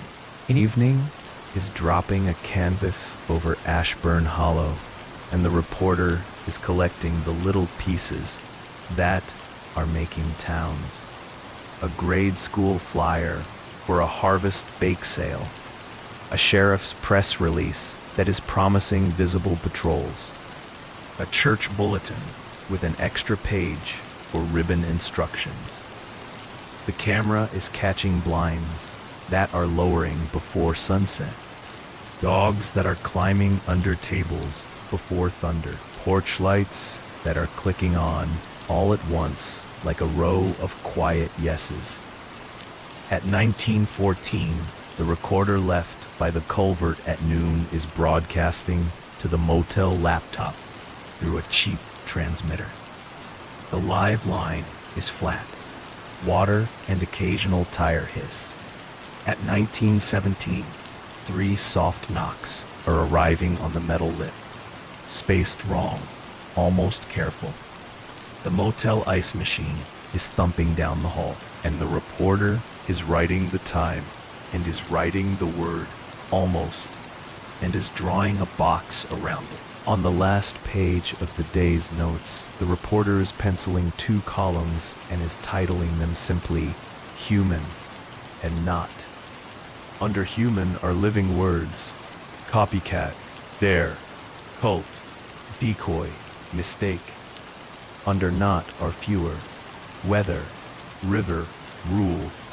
The pencil is pausing, and one more word is sliding in without help: want. The ledger is nodding. The town is exhaling into night. The culvert is holding its tone, the one that is explainable, until it is not. The last Friday of September is arriving like a train seen first by the tremble in the rails. Clouds are hanging low enough to touch with a step stool, and rain is present without falling, a pressure more than a thing. The omniscient ledger is opening to a fresh page and is leaving room at the bottom. The reporter is setting out instruments as if setting cutlery for a difficult dinner. Cots stacked, coffee industrial. A whiteboard is carrying the map of Ashburn Hollow with 3 circles drawn in heavy marker: culvert, pharmacy lot, footbridge. Volunteers are clustering by pairs, orange vests dark with mist. No solos, no running, no phones to faces unless you are in cover, Colleen is reciting.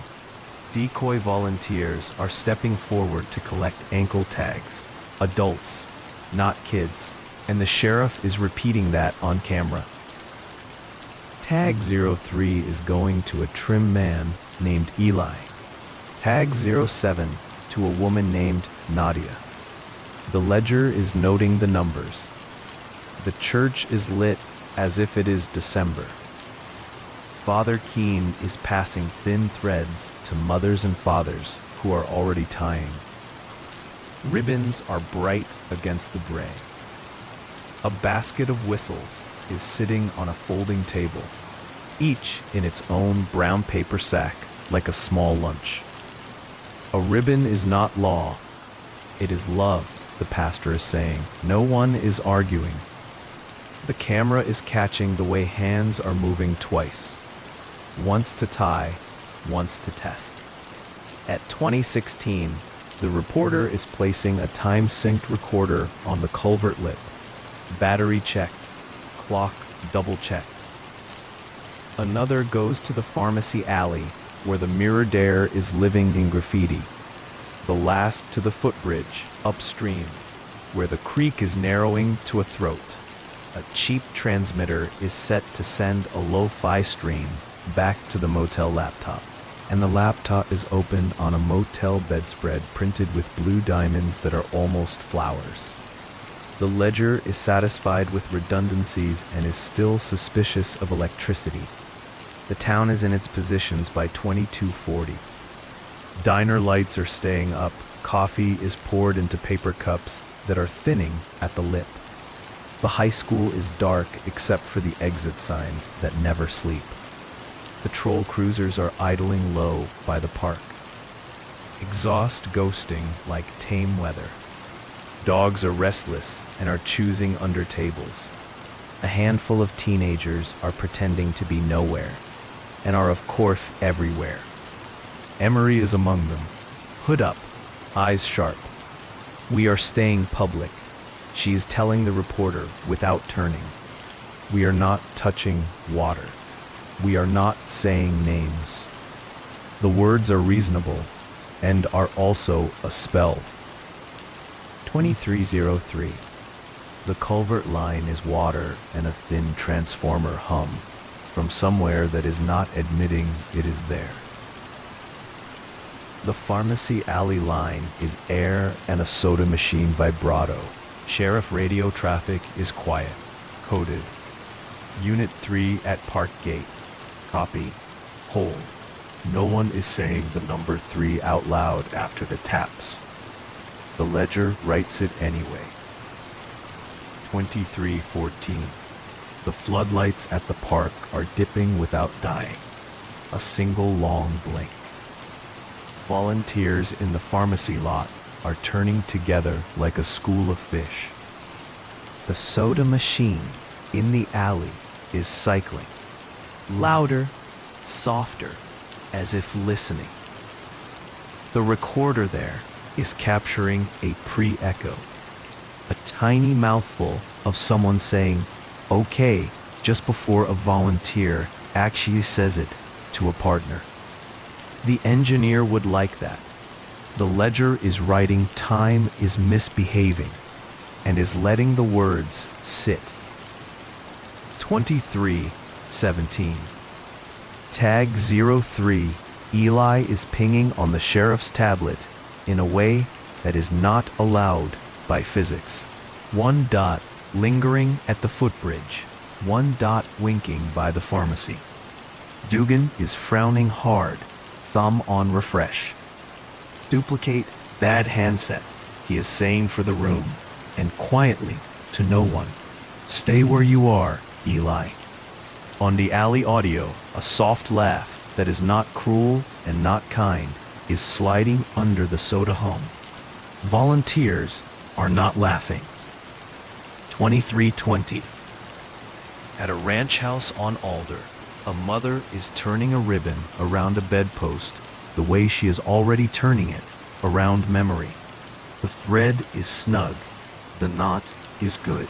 We are reading together until midnight. Then I am sitting in the hallway. She is telling the reporter earlier.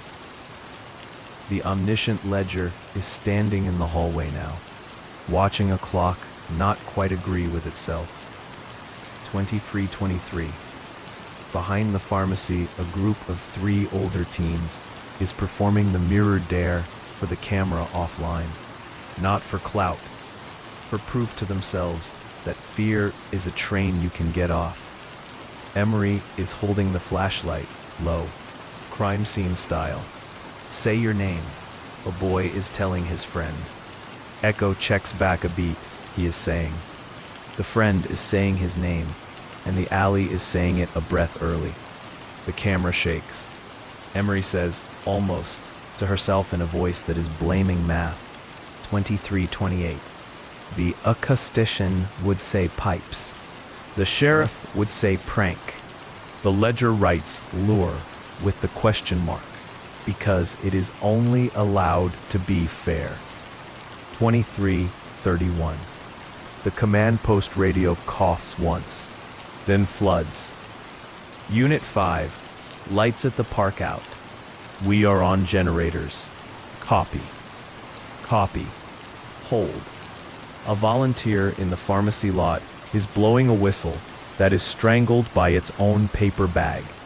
Another is saying oak for no reason that exists in this town, a ghost word from someone else's drill. The ledger enjoys the collision and is apologizing for enjoying it. 23:33. The motel laptop is displaying a red bar across the culvert stream, buffering.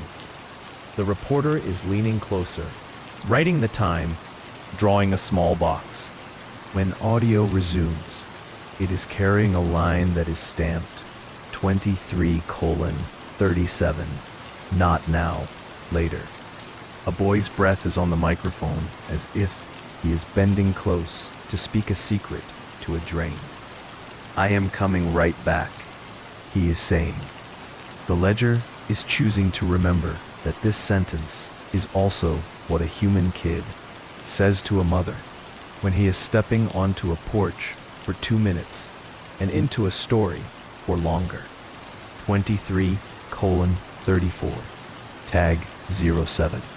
Nadia is requesting permission to cross the river path to assist a whistle near County 17. Sheriff Dugan is denying, then is approving, with a second sentence, 3 words shorter. On the pharmacy alley recorder, a small hiss is moving like something parting a curtain. 23:36. The park floodlights are back, and the generator is sulking into a quieter hum. The deputy is stepping out, hat on, posture careful. The ledger does not enter porches without permission. It will look from the sidewalk. 23:37. The culvert line is now playing what 23:33 promised. The boy's breath, the sentence, the promise. On the footbridge, recorder frogs are pausing together, a flock of tiny silences. On the pharmacy alley feed, Emery is saying, "We are done. We are done." End of note. And shoes are scraping, and the soda machine is choosing this moment to vend nothing loudly. 23:39. Tag 03 is steady near the footbridge, according to the tablet, and a volunteer there is waving, a human marker for the benefit of people who are trusting screens. At the same second, the pharmacy alley camera from a private shop light, not the reporter's, is catching a figure with 23:41. In the ranch house on Alder, a mother is calling a name up the stairs, and a voice is answering, "Okay," from the bathroom. Small tiles, humidity. Steam is curling under a door that is not warm to the touch. The ribbon is slack against the bedpost, like a rope after a boat is gone. The ledger is writing down the temperature because it is allowed to write down only what is allowed. 23:44. The footbridge recorder gains a noise that is like a hand inside a glove of water, a slippery pressure. The acoustician would be thrilled to determine a source. The ledger writes present and leaves it undescribed. 23:47. The command post whiteboard is showing a new mark, a small star by Alder. The sheriff is not calling it, not yet. Welfare check, he is labeling it. A deputy is moving. The town is making the sound that towns make when a thing is happening again that they were working all year to prevent. A sound like stovetops clicking unlit. 23:52. The pharmacy alley recorder is dead air for 6 heartbeats. Then a very soft melody is entering. A mother syllable, the start of a lullaby, remembered poorly by an adult. Emery is swearing, which is also a prayer. The soda machine is quiet at last. 23:58. The deputy at Alder is standing in a doorway, hat off, mouth shaped to begin the sentence that all law in small towns is built to avoid. The mother is opening the door, eyes yanked wide by something bigger than surprise. The ribbon end is in her hand, though she is not knowing when she is picking it up. The ledger is leaving this threshold and is turning its page slightly so as not to see more than it is supposed to see. A town is midnight. The floodlights are steady. The creek is a brown ribbon that remembers Mills. The culvert holds to its tone and to its extra. The footbridge is a wet vertebra in the park's spine. Tag 3 is finally 1 dot, not 2. Tag 7 is stationary near County 17. Status okay. The sheriff's tablet is a rectangle of obedience. 06. The motel laptop is stacking files from 3 recorders. Tidy, polite. The culvert file for 2333 through 2337 is saved twice.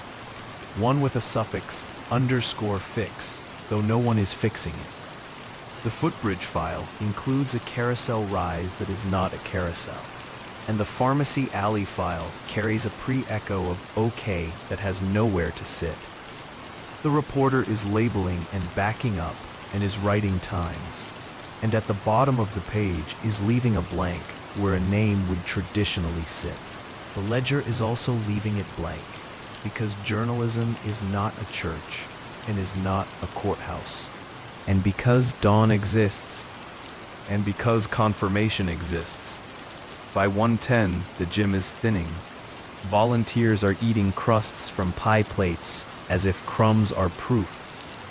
Father Keene is pocketing 3 unclaimed whistles, and the ribbons on the church rail are whispering a little. Because people breathe, even when they are not praying. Dora at the diner is washing mugs whose handles know the weight of specific hands. Sheriff Dugan is writing a statement that is not yet a statement. The reporter is sitting on a motel bedspread of nearly flowers and is listening to water speak in iron vowels and is not saying what it is saying. The omniscient ledger is closing its page without sleeping. The town is not calling it ritual. Not before morning. The chapter is ending with a file tree on a laptop and with a porch light that is refusing to admit when it is first switched on and when it is finally switched off. The rain is beginning to actually fall. Late, holy morning is not arriving so much as thinning. Rain is lifting in sheets like gauze, and Ashburn Hollow is blinking into the kind of day that is pretending to be ordinary. The omniscient ledger is opening flat under a window, spine sore, pencil ready. The reporter is collecting the recorders from culvert, pharmacy, footbridge with fingers that are careful, the way museum hands are careful. Each unit is colder than the air is asking it to be. At the jail, Sheriff Dugan is writing a statement that is not naming a child. No confirmations, ongoing coordinated search. He is reading from the page. No indication of foul play at this time, and then stopping as if the sentence is chewing on him. Beside him, Tag 03's handset is resting like a swallowed question. A deputy is drafting a second release about a malfunction in certain tracking units, which is the official way of saying 2 dots for 1 person. The ledger notes the phrasing, the room's bruise of silence. On Alder Street, the ribbon on a bedpost is lying across a pillow like a vein.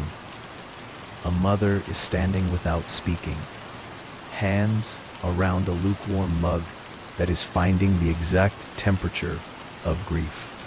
At 23:41, he is answering from the bathroom. She is saying, and at 23:42, the steam under the door is not warm.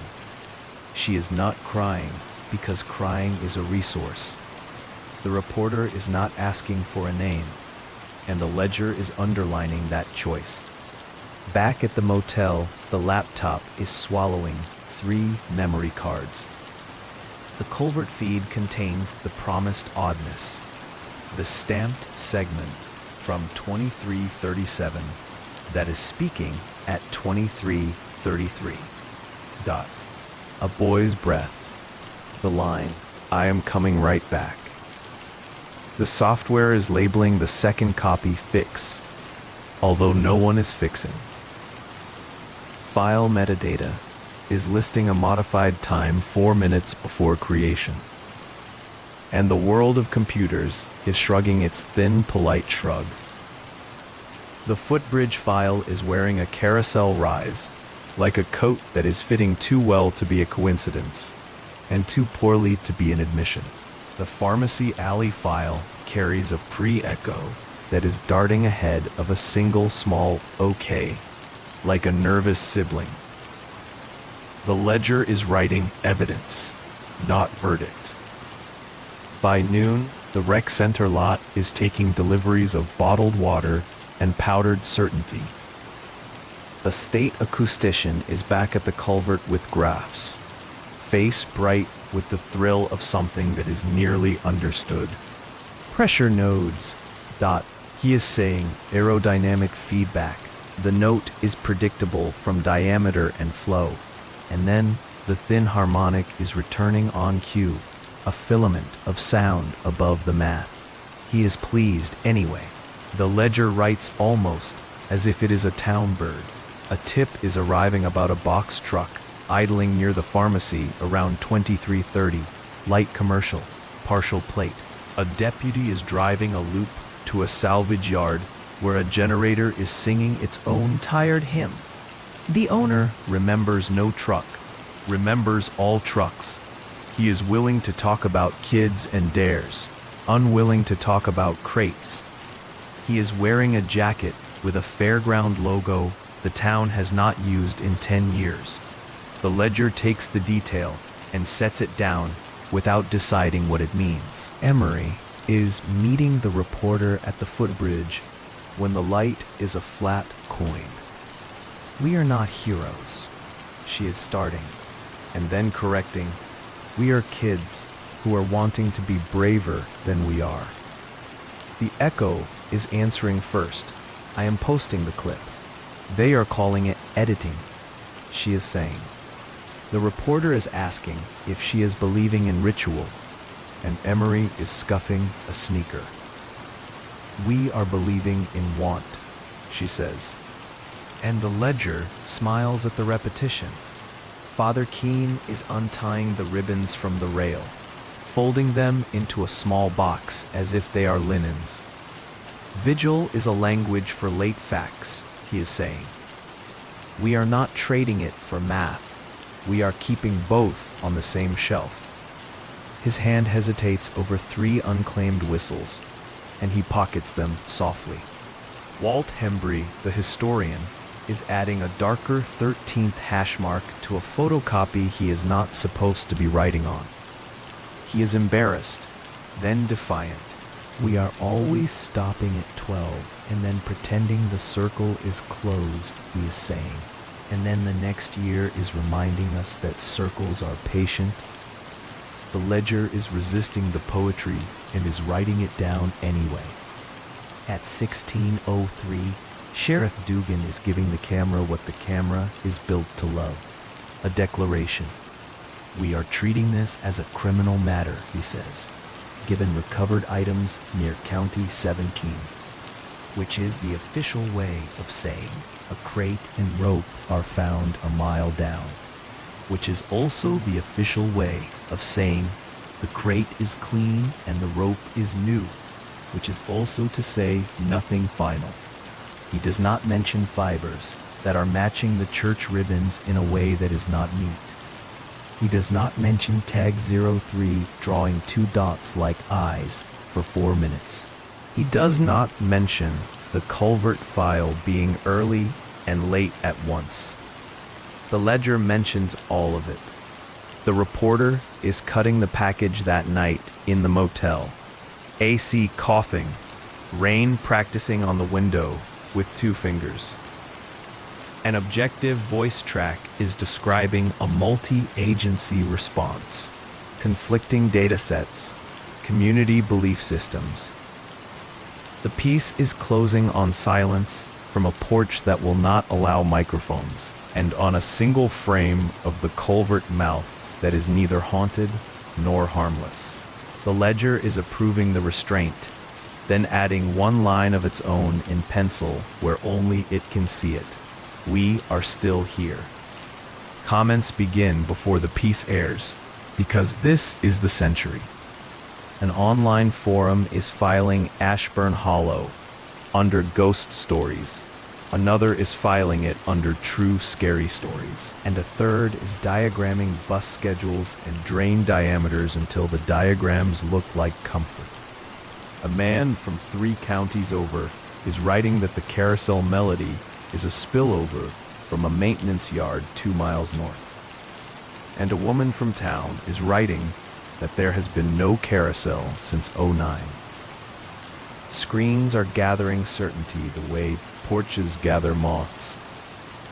Near midnight, the laptop pings once on the motel desk, a file syncing itself that the reporter is not requesting.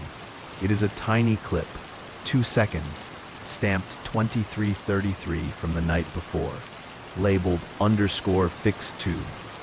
The sound is room tone, then a breath, then the start of a word that could be okay and could be the creek choosing a consonant. The checksum is correct, the provenance is not. The reporter is writing the time, drawing a box, closing the lid. The ledger writes, enough, for now. Morning again. Searchers are combing along County 17 with poles meant for fruit. Men who are too old for this are going anyway. Patrols are widening, then narrowing, then doing it again. The mother on Alder is sitting with a detective who is asking questions as if gently removing splinters. In the diner, Dora Pike is pouring 3 coffees for people who are not drinking them. At St. Brigid's, the box with ribbons is closed, snug, labeled Harvest, in a tidy hand. The reporter is driving out of town on the 2-lane that is shouldered by maples, and fog is lying in fields like a sleeping dog. In the rear view, Ashburn Hollow is smaller and is not smaller. The piece will air, viewers will braid their own threads, officials will underline sentences, teenagers will test the alley with new rules that are old rules with thicker ink. The omniscient ledger is keeping the page open, because circles are patient, because years are long and short, because the last Friday of September is not moving on the calendar. What are you doing if your hometown is measuring time by the years when a child is not coming home, and the only clean thing you are holding is a file that is explaining everything until it is explaining nothing? The chapter ends where the town begins, at the river mouth that is looking flat and is not flat at all. The recorder is off. The creek is speaking. The rain is promising to return with better words. The ledger closes, not sleeping.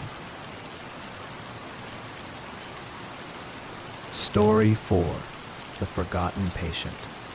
What are you doing if the only patient you are hearing in an empty hospital is speaking in a voice that is brushing against your own memory? The night shift is dragging like a mop across old linoleum.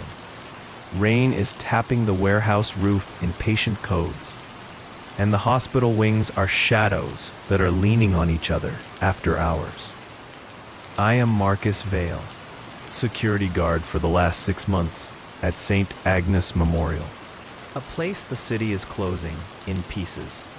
The admin wing is gone. The ER is stripped to bones, and Ward C is supposed to be sealed like a letter no one is reading. My flashlight is carving arcs in the dust, and the radio on my belt is hissing empty air. This is not a true scary story yet. This is just a job where ghost stories are paying the rent. The building is humming its abandonment. Pipes are whining in rain sounds. And at 2317, the logs are showing nothing but rounds. I am marking them in the binder with a pen that is biting into the page. All clear, South Hall quiet. And then a sound is threading from the east corridor. A soft wheeze like a ventilator remembering a lung. Ward C is beyond a chain-link barrier with 3 padlocks that are winking rust. And company policy is clear. No entry. Report anomalies. Leave it for day crew. My keys are heavy in my pocket, and the wheeze is turning to a murmur. Almost words, the kind you are catching in a scary story before the turn. I am calling it in. Base, this is Vale. Audio anomaly east of admin, checking. And the dispatcher is replying, copy, keep it quick. Rain's heavy tonight. The chain is cold. And the lock is uncoiling with a click that is too easy. And inside, the air is thicker. Like breath is gathering in corners. Fluorescent strips are flickering from emergency batteries. Low, yellow. A nurse's station is sitting abandoned, charts scattered like leaves, and one file is open on the counter, as if it is waiting for rounds. The murmur is closer now, a low chant from behind a door labeled Isolation, Do Not Enter. The omniscient ledger of forgotten records is speaking now, pulling from yellowed pages that are not supposed to exist in a shut-down wing. Patient file 47D, admission date 09/15/2014, name unspecified, age 34, diagnosis dissociative identity with auditory hallucinations. Presenting symptoms, patient reports voices from the walls insisting on ritualistic repetitions. Claims the hospital is measuring time by absences. Initial assessment. Delusions appear rooted in childhood trauma, possibly fabricated. Patient describes a hometown ritual where one child vanishes annually, but no corroborating records found. Medication. Haloperidol 5 milligrams, Q6H. Observation level high. The page is stamped confidential, edges curling like secrets that are drying out. Back to my boots on the tile, creaking, and the murmur is resolving into fragments. I am coming right back. I am closing the tab, oak, 3 taps. My skin is prickling because the phrases are familiar, not mine, but almost.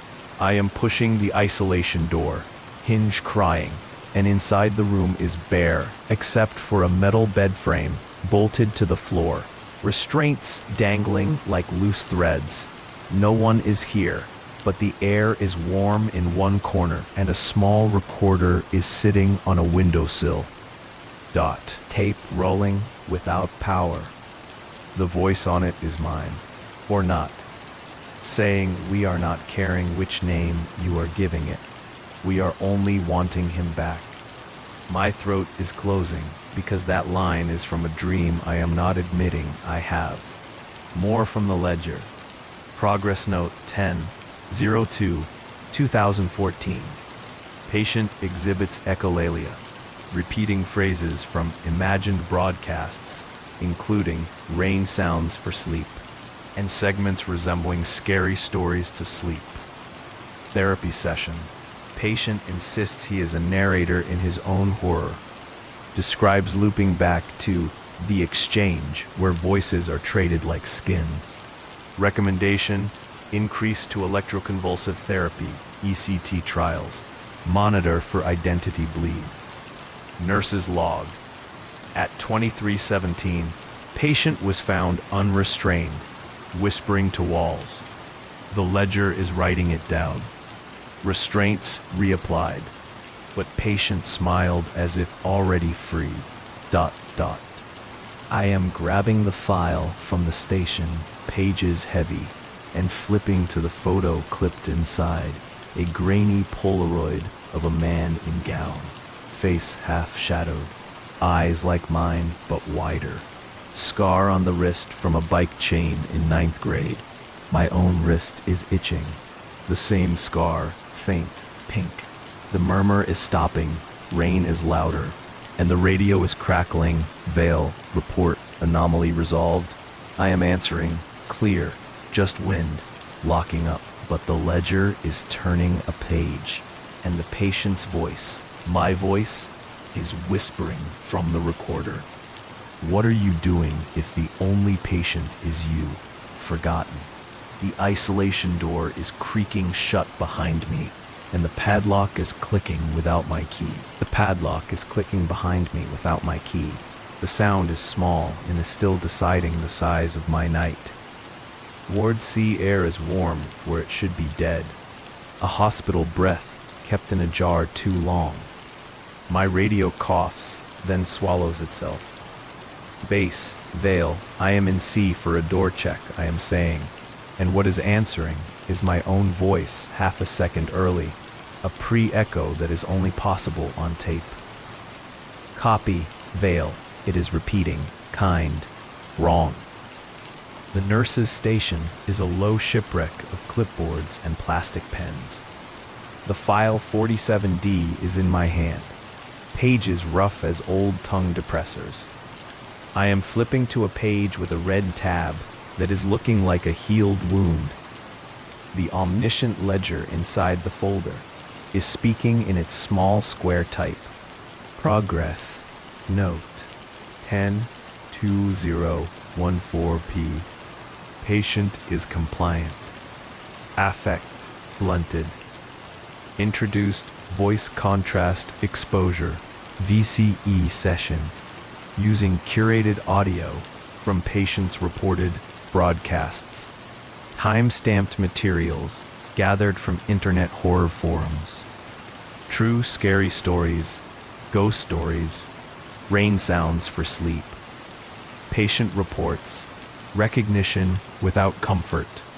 Repeats phrase, the ledger is writing. Vitals stable, consult, 10/14/2014. Ethics Committee, concern over VCE protocol without clear IRB approval. Dr. K argues, imminent benefit to prevent worsening command hallucinations. Recommendation, limit to supervised 30-minute sessions, no overnight exposures. Nursing notes suggest patient sleeps only during rain episodes. The corridor past isolation is teached. The seal reads do not enter. Admin storage. My key ring is a heavy animal at my hip. I am standing with 47D in one hand, the other hand hovering. The building is answering me with a sound that hospitals are teaching to people who work in them. A soft overhead voice that is not from any person. Code 47 to isolation. It is not a code I am knowing. My skin is crawling anyway. I am pressing the tape hard with my thumb, and it is cracking like old ice. The storage doors open to a narrow archival throat. Metal shelves, labeled boxes. A cart with a 3-prong power cord that has been chewed by time. My flashlight is whiting out labels, one at a time. Admit photos, 2010 to 2015. ECT consent. Security incidents. Tapping the far window like fingernails, learning a song. End. I am pulling admit photos, and the box is giving a papery sigh. Envelopes are fat with Polaroids. 47D is rubber banded. The photo inside a twin to the one at the station, except this one is full face. The man is gaunt, hair clipped by hospital clippers, eyes not pleading and not calm, simply awake in a way that is making my stomach fold. His right wrist has a thin white crescent, the exact shape and position of a bike chain scar I am carrying since 9th grade. I am laughing once, a bad bark, and immediately my throat is dry. Coincidence, I am telling the room. The room is listening like rooms do, polite. The ledger flips its own page because it is not finished. Security incident 10/21/2014, 2317. Unauthorized access. Ward C, East Corridor. Subject: Patient 47D, found in hall near isolation. Restraints loosened. Response: On-site security. Officer Vale, escorted subject to room. No injuries. Follow-up: Padlock replaced. Key control audited. The paper is bright, newer than the others. The name is a bite. I am Officer Vale, tonight, 11 years later, and a part of my brain is a calm clerk stamping received on the thought without reading it. Another envelope is labeled ECT consent, and inside is a carbon copy, blue type. Informed consent, electroconvulsive therapy. Patient acknowledges risks, memory disturbance, transient confusion, headaches. Patient signature, MV, the dash running off the page as if the pen is pulled. Witness, K. Khalil, MD. My phone flashlight is catching the very edge of the signature, a half habit I am having since I am learning to sign fast on delivery pads. It is the same downward bite on the M, the same lazy valley between letters. I am sweating in a building that is colder than a meat locker. The radio is popping again, and it is my voice a half second early. Bass, I am clear. And then immediately my actual voice. Bass, I am clear. As if the hospital is practicing me. There is a reel-to-reel deck on the cart. A creature from thrift stores. A tag dangles. VCE 47D 10/20/2014. On impulse or on instruction that is arriving from nowhere, I am seating the reel, spinning the leader to the take-up. The deck hums, alive beyond its warranty. Audio begins with rain that is too clean to be outside. A studio rain. A voice is reading with a hush that is made for strangers trying to sleep. I am telling a true horror story, and you are safe to sleep. It is my voice, not the texture, the rhythm, the small breath snag before the word safe. Another voice enters, a clinician. How is your anxiety now? Marcus? The patient voice is quiet. It is swapping names, he says. It is saying Marcus. It is saying Vale. It is saying I am a guard here. The clinician is gentle. And are you, Marcus, a guard here? The patient's answer is the sound of a person trying to keep one world glued to another. Not yet. I am stopping the reel. The building is listening harder now. On the far wall, a shadow is shifting because my hand is shaking. In the corner, a gurney is sleeping under a sheet, and the sheet is breathing because air is a liar. I am stacking envelopes back in the box with the speed of a thief who is still calling himself a guard. The intercom crackles overhead, a sound we are not paying for. Code 47 to isolation, the polite voice says again, and my body is obeying as if protocols are bred into bone. The isolation door is ajar a finger width, which should not be possible because I am leaving it closed. The recorder on the sill is still rolling without power, its red eye bright. A new sheet is on the mattress, folded hospital corners, snug. On the pillow, a plastic wristband sits like a punctuation mark. Name, Vale, Marcus, Dobb. The numbers are smudged by a thumbprint that is mine or not. The ledger takes a breath that is not a breath and offers one more thin page that is meant for committee eyes and becomes mine. 4K. Case Conference, 10/28/2014, excerpt. Dr. Khalil. Patient continues to incorporate staff identities, including my own, into his delusional narrative. He insists he is a narrator of investigations that keep looping to the same hospital corridor. Nurse A. Pike, during last night's rain event, he addressed the empty intercom as base and gave a round report. When corrected, he smiled and said not yet, then slept. Recommendation: proceed with discharge to state facility after final ECT series, pending security evaluation. Something moves in the hallway, small, quick, like a cat hopelessly lost. My radio finally produces a human who is not me. A sleepy dispatcher. Vale, status, your beacon is wandering. Are you mobile? I am pressing transmit and the button sticks, or my thumb does. Mobile. I am saying, I am in C, pulling a door. The word door tastes like pennies. I am not brave. I am trained. I am checking the bathrooms off isolation, mirror cracked. No footprints where there should be footprints. Sink drips counted, because counting is a life raft. I am checking the supply closet. A smell of lemon and old rubber. Boxes of patient socks in hospital green. One open and missing a pair. I am checking the window lock. Paint sealed. Still warm on the glass, as if a hand is recently here.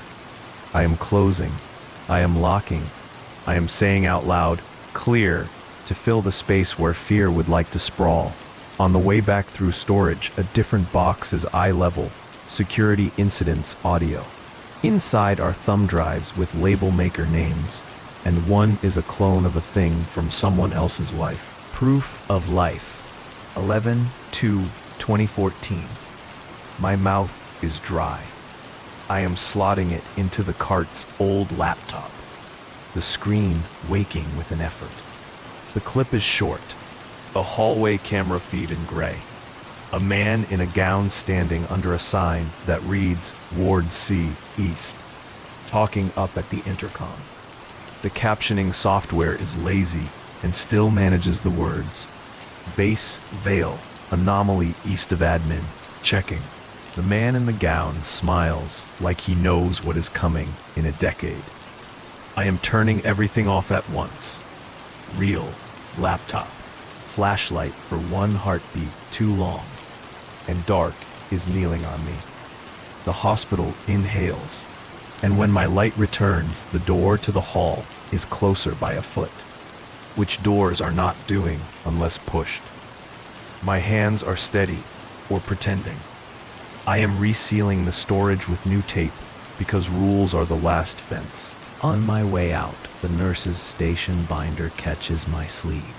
The daily log, the blank line for 2317. My pen writes all clear, South Hall quiet, and my hand adds without permission, isolation patient asleep. I am staring at the sentence like a dog stares at a trick it is ashamed of understanding. I am back at the barrier, chain hung, lock catching. When it bites down, the tension in my shoulders leaks a little. The radio is normal now. A human cough, a chair squeak. Copy, Vale, rain's getting heavier. Finish rounds. Base says in a voice that is convincingly alive. I am walking the lit halls, the empty gift shop, the vending machines throwing soft light. I pass the glass doors to the courtyard and see my reflection. Uniformed, ordinary, the kind of man who is telling the truth to himself 3 months after the truth is useful. The file 47D is under my jacket. Illegal, heavy.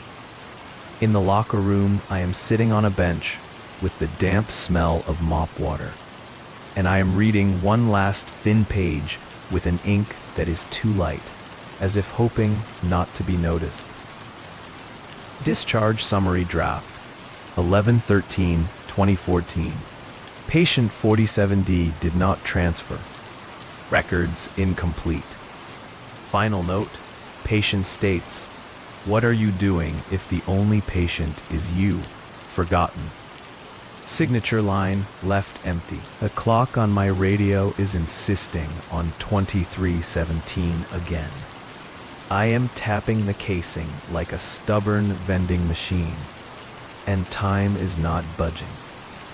The corridor lights are humming in their sleep, low, even. My badge is a small warm animal on my chest, and the file 47D under my jacket is heavier than one folder should be. Rain is not louder. It is closer, like someone is carrying it in cupped hands down the hall. The intercom clears its throat, polite. Code 47 to isolation. It says the way it says it when a night is picking a shape. My feet are already obeying. Heel, toe, because bodies like orders. I am counting tiles to keep the world to size. 8 across, 22 down. Turn. There is the nurse's station with the broken, swiveling pen. There is my reflection in the side window. Thinner than I remember. Isolation door. The warm corner is still warm. The recorder on the sill is still rolling without power. Red eye steady. On the bed, a fresh sheet is tucked with nurse hands. No dust along the fold. The plastic wristband is gone. Something in me goes light and wrong at once. My radio pre-echoes. Vale, status. My voice says early. And then my voice says it again on time. It is like listening to a ghost step into a footprint I am making. The omniscient ledger in my jacket tugs my sleeve, wants its page read. I open to a thin section labeled Events, Night Staff. The type is smaller, meaner. Nurse Note 11/01/2014. Security Addendum 11/01/2014. Clearance requested to trial roll anchoring for patient 47D. Allowing supervised rounds in closed corridor to reduce agitation. Approved for Ward C only, 2 staff present. Badge prop prepared with patient name to support orientation. Property to remain on unit. I look down at my badge because the ledger is training me, like a dog. Vale, Marcus, blue laminate, current company logo. The clip bites my pocket exactly where you would put a prop to calm a man you are asking to pretend he is not himself. There is a second badge tucked half behind the keyboard at the station, yellowed, older design, magnetic stripe scuffed. I slide it out. The photo is me with a hospital haircut and eyes like water under ice. Valid 2014 to 2015. My stomach pulls a handbrake. Down the hall, a bank of old monitors is winking to life like a polite excuse. No camera feed should be up in a shut wing. The screens show 4 angles of nothing. Then a 5th shows a man in a gown standing under Ward C, East, speaking up toward the black dot of the intercom. He is thinner than me, except he is exactly me. The captioning software clips along, lazy, useful. Base, veil, anomaly east of admin, checking. The gown moves where the fabric breaks at the shoulder. The way I move. I press my hand to the glass, and the ghost moves again. 5 seconds ahead of me. Storage calls to me like an open cabinet in a house that is not yours. I am back through the tape seal. Back to the cart with its reel-to-reel. To the boxes that smell like old envelope glue. There is a file labeled OR, Therapy Theater B. Inside a photocopied flowsheet. ECT number 4. 10/31/2014. Induction. Methohexatyl. Succinylcholine. Bite block placed. Charge 70%. Seizure 21 seconds. Post-ictal. Oriented to rounds. Requested flashlight. Slept to recorded rain. The word rain throws a little weight over my heartbeat. I am thinking of the reel on the cart. The voice that says you are safe to sleep. My breath catching before safe, like a bad habit. There is a handwritten note pinned to the flow sheet. Not blue type, someone's actual hand. Marcus, if you wake frightened, touch badge, touch belt. Say, I am at work. AP, Nurse Pike, Dora Pike pouring coffee in one story, folding sheets in this one. The town and the hospital share a last name, and I am not deciding what that means. I turn the paper over, like it might feel different on the back. The intercom is a throat in the ceiling, and it clears again. Marcus to Theater B, says a voice that has been dead for a decade.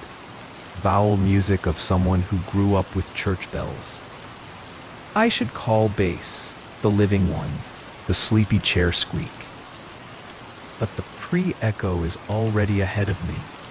On my way, my voice says. And then I am saying it, and then my feet are moving. Theater B is a small room that remembers being important.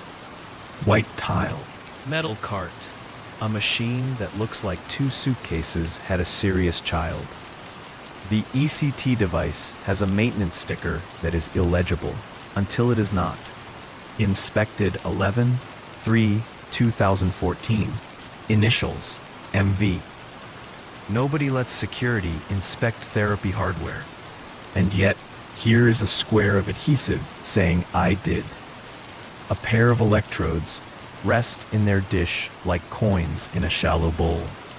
The bite block is clean, too clean for a room that has been dead. The omniscient ledger cannot help itself. It produces a thin committee transcript that is eager to be read. Case Conference 11/04/2014. Excerpt. Dr. Callow, during post-ECT orientation, 47D demonstrates best reality testing when allowed to work the halls with staff. He asks for flashlight. Keys, says finish rounds. Security liaison, initialed V. Recommend we dodge him temporarily. Color-coded. Unit only. He calms when he can say copy, base, into the air. I stand there with my real flashlight, with my real keys, with my mouth finding the shape of copy, base, and wanting it to be a spell. On the wall there is a panel with a slider marked rain, level. I should not touch it. My thumb is drawn like iron to lodestone. The slider moves, and the room fills with a studio storm, a careful downpour made by someone who is believing they could engineer sleep. Under it, a voice that is mine begins, I am telling a true horror story, and you are safe to sleep. The syllable safe flips inside my mouth like a coin. Something soft and clean is under my fingers, and when I look down, my hand is closing a fabric strap over my own wrist. The strap clicks, not tight, only present. The second strap is lying obedient on the other side. The bite block watches me the way certain tools are watching. I am not lying down. I am standing, and yet my muscles remember the weight of a bed that squeaks. The radio gives me one good human. Vale, I've got weather climbing. You want relief at 1 o'clock. The good human sounds far because the storm in this room is made to be close. Negative, I say, and the pre-echo agrees. Negative, it says. and the intercom adds, "Understood, Marcus." 3 of me, 1 answer. On the counter, a plastic tray holds a patient bracelet printed today. Clear, unfaded. Veil, Marcus. The date field is blank. A rectangle of future waiting for ink. There is also a folded paper with my name already typed across the top. Informed consent, maintenance ECT.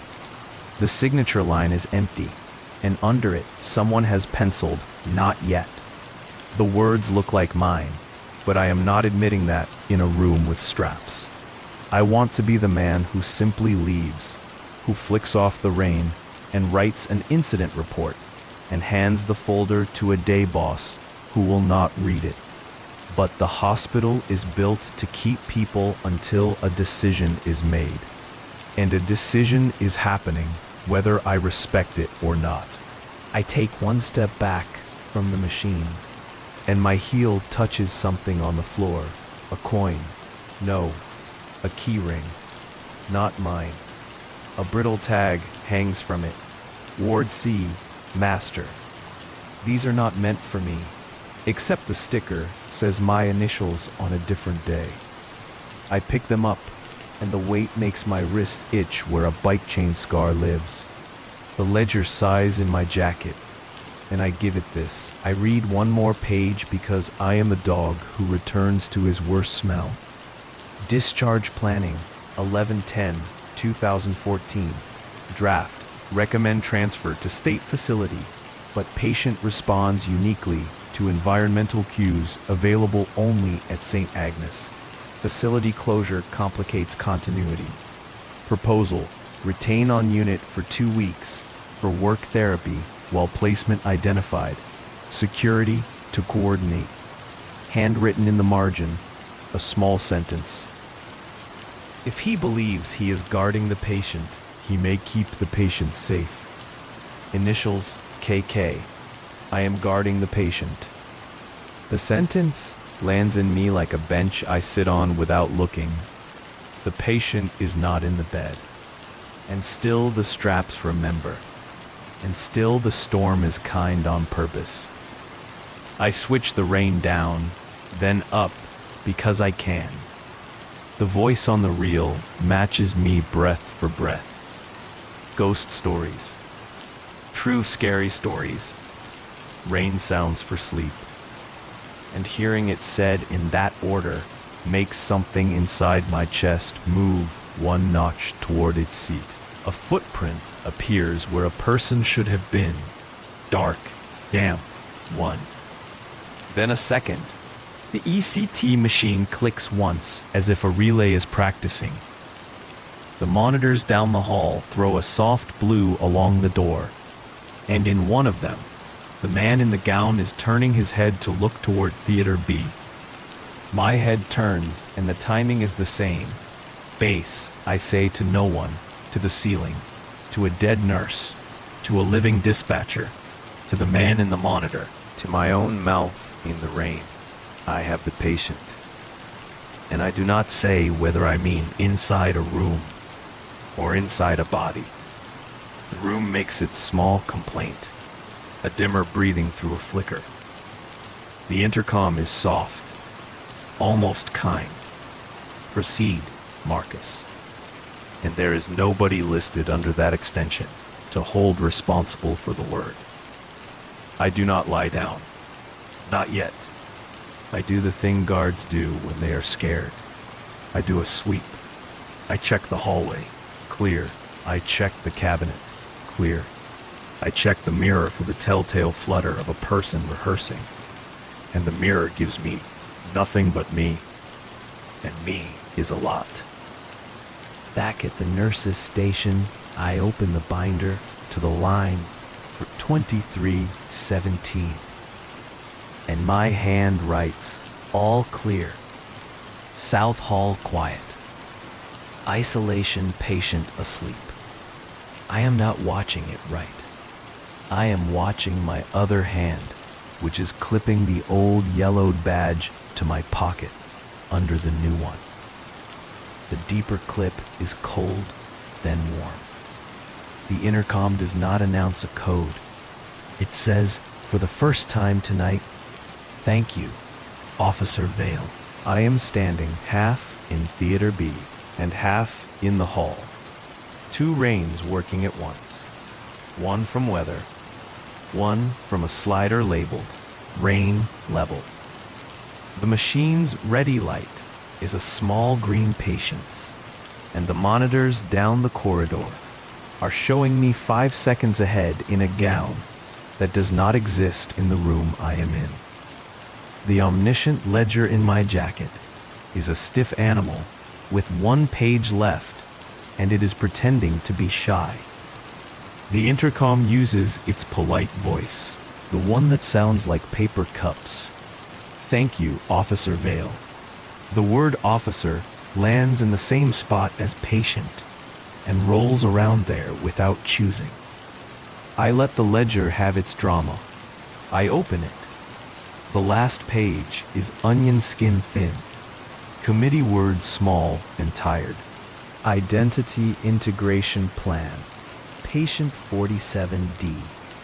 Goal: reduce command hallucinations by assigning safe role with bounded responsibility. Method: role anchoring. Provide badge prop, flashlight, keys under supervision. Q: overhead notice code 47. Prompts patient to begin rounds. Report to base. Recall protocol. If patient identity drifts into staff identity for greater than 72 hours, re-anchor with maintenance ECT. Rain audio. Safe phrase. I am at work. Disposition draft 11/13/2014. Facility closure interrupts transfer. Recommendation: retain on unit until placement. Collaborate with security contractor for limited night duty.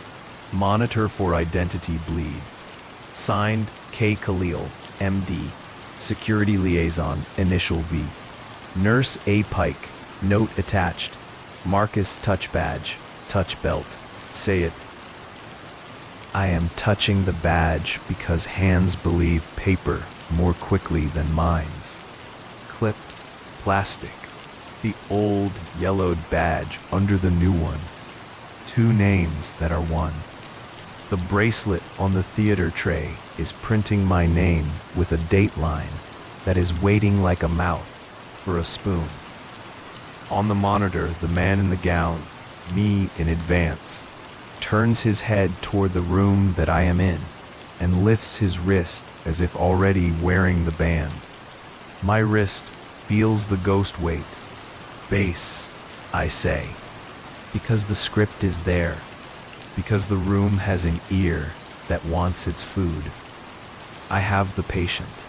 The ceiling speaker answers in a voice that remembers and does not. Copy. Marcus, return to bed. Return to bed. It is both a command and a kindness. The straps are lying like well-trained snakes, buckles polished by hands that are not here. The bite block sits in its dish like a mint on a pillow. I do not lie down. Not yet.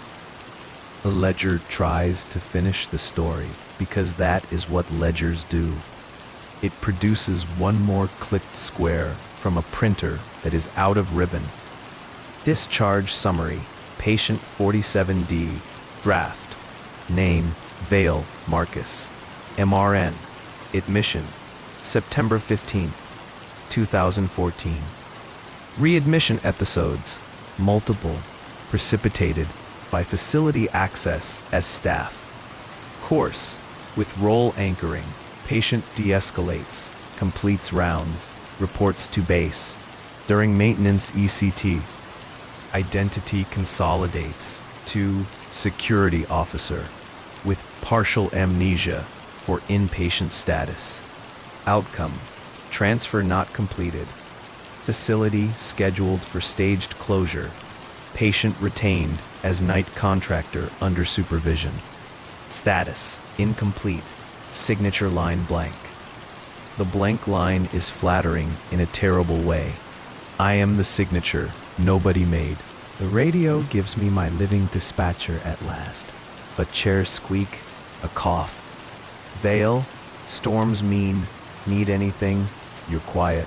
And my mouth says, all clear. And the pre-echo says it sooner. And the intercom hums like a third witness. From the hall comes the small courtesy of 3 taps. The rhythm the hospital is using when it wants to be a person. I follow the sound because guards follow sounds. The monitors float me along, me in advance, pacing under Ward C, East. Each step a cue. At isolation, the recorder on the sill rolls without power.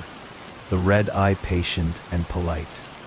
The bed is made, corners proud. On the pillow, the bracelet is not on the tray anymore.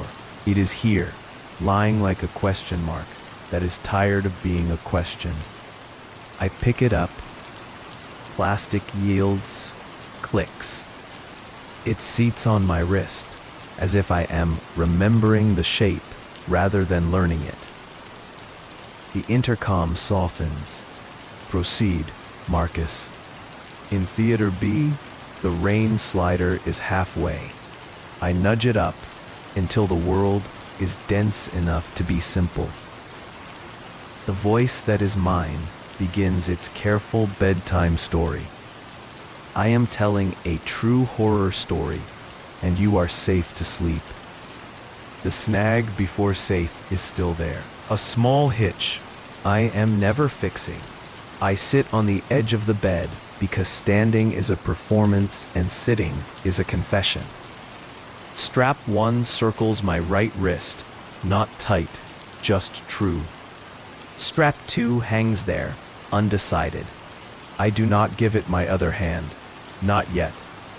I touch badge, I touch belt. I am at work, I say, and the room accepts the credential. The machine wakes a little more, a relay cluck, a green light swelling. The maintenance sticker with my initials is a joke with no laughter. I think of the boxes labeled admit photos and security incidents. Of the clip where a man in a gown speaks like a guard, because sometimes that is how you keep a person safe from himself. I think of A. Pike's small handwriting, the Emperor's decree of a nurse, touch badge, touch belt, say it. The omniscient ledger is a better reporter than a judge. It writes, because that is what it can do. Case conference, undated, addendum. If he believes he is guarding the patient, he may keep the patient safe. If he remembers he is the patient, he may keep the guard safe. Circle accepted. On the monitor, me in advance steps into Theater B, and I see myself. My face is not scared, it is working. The pre-echo of my radio says copy. A fraction before me, and the sound is like a door held open by someone already in the next room. I lie back, not because the hospital tells me to, but because I am tired of standing at the hinge between 2 names. The straps make their small grammar around my limbs. Commas, not periods. The bite block stays in its dish, because I am not choosing seizure tonight. Not yet. The machine is ready, and I am ready in a different way. Base, I say, around not much. Round complete. Patient asleep.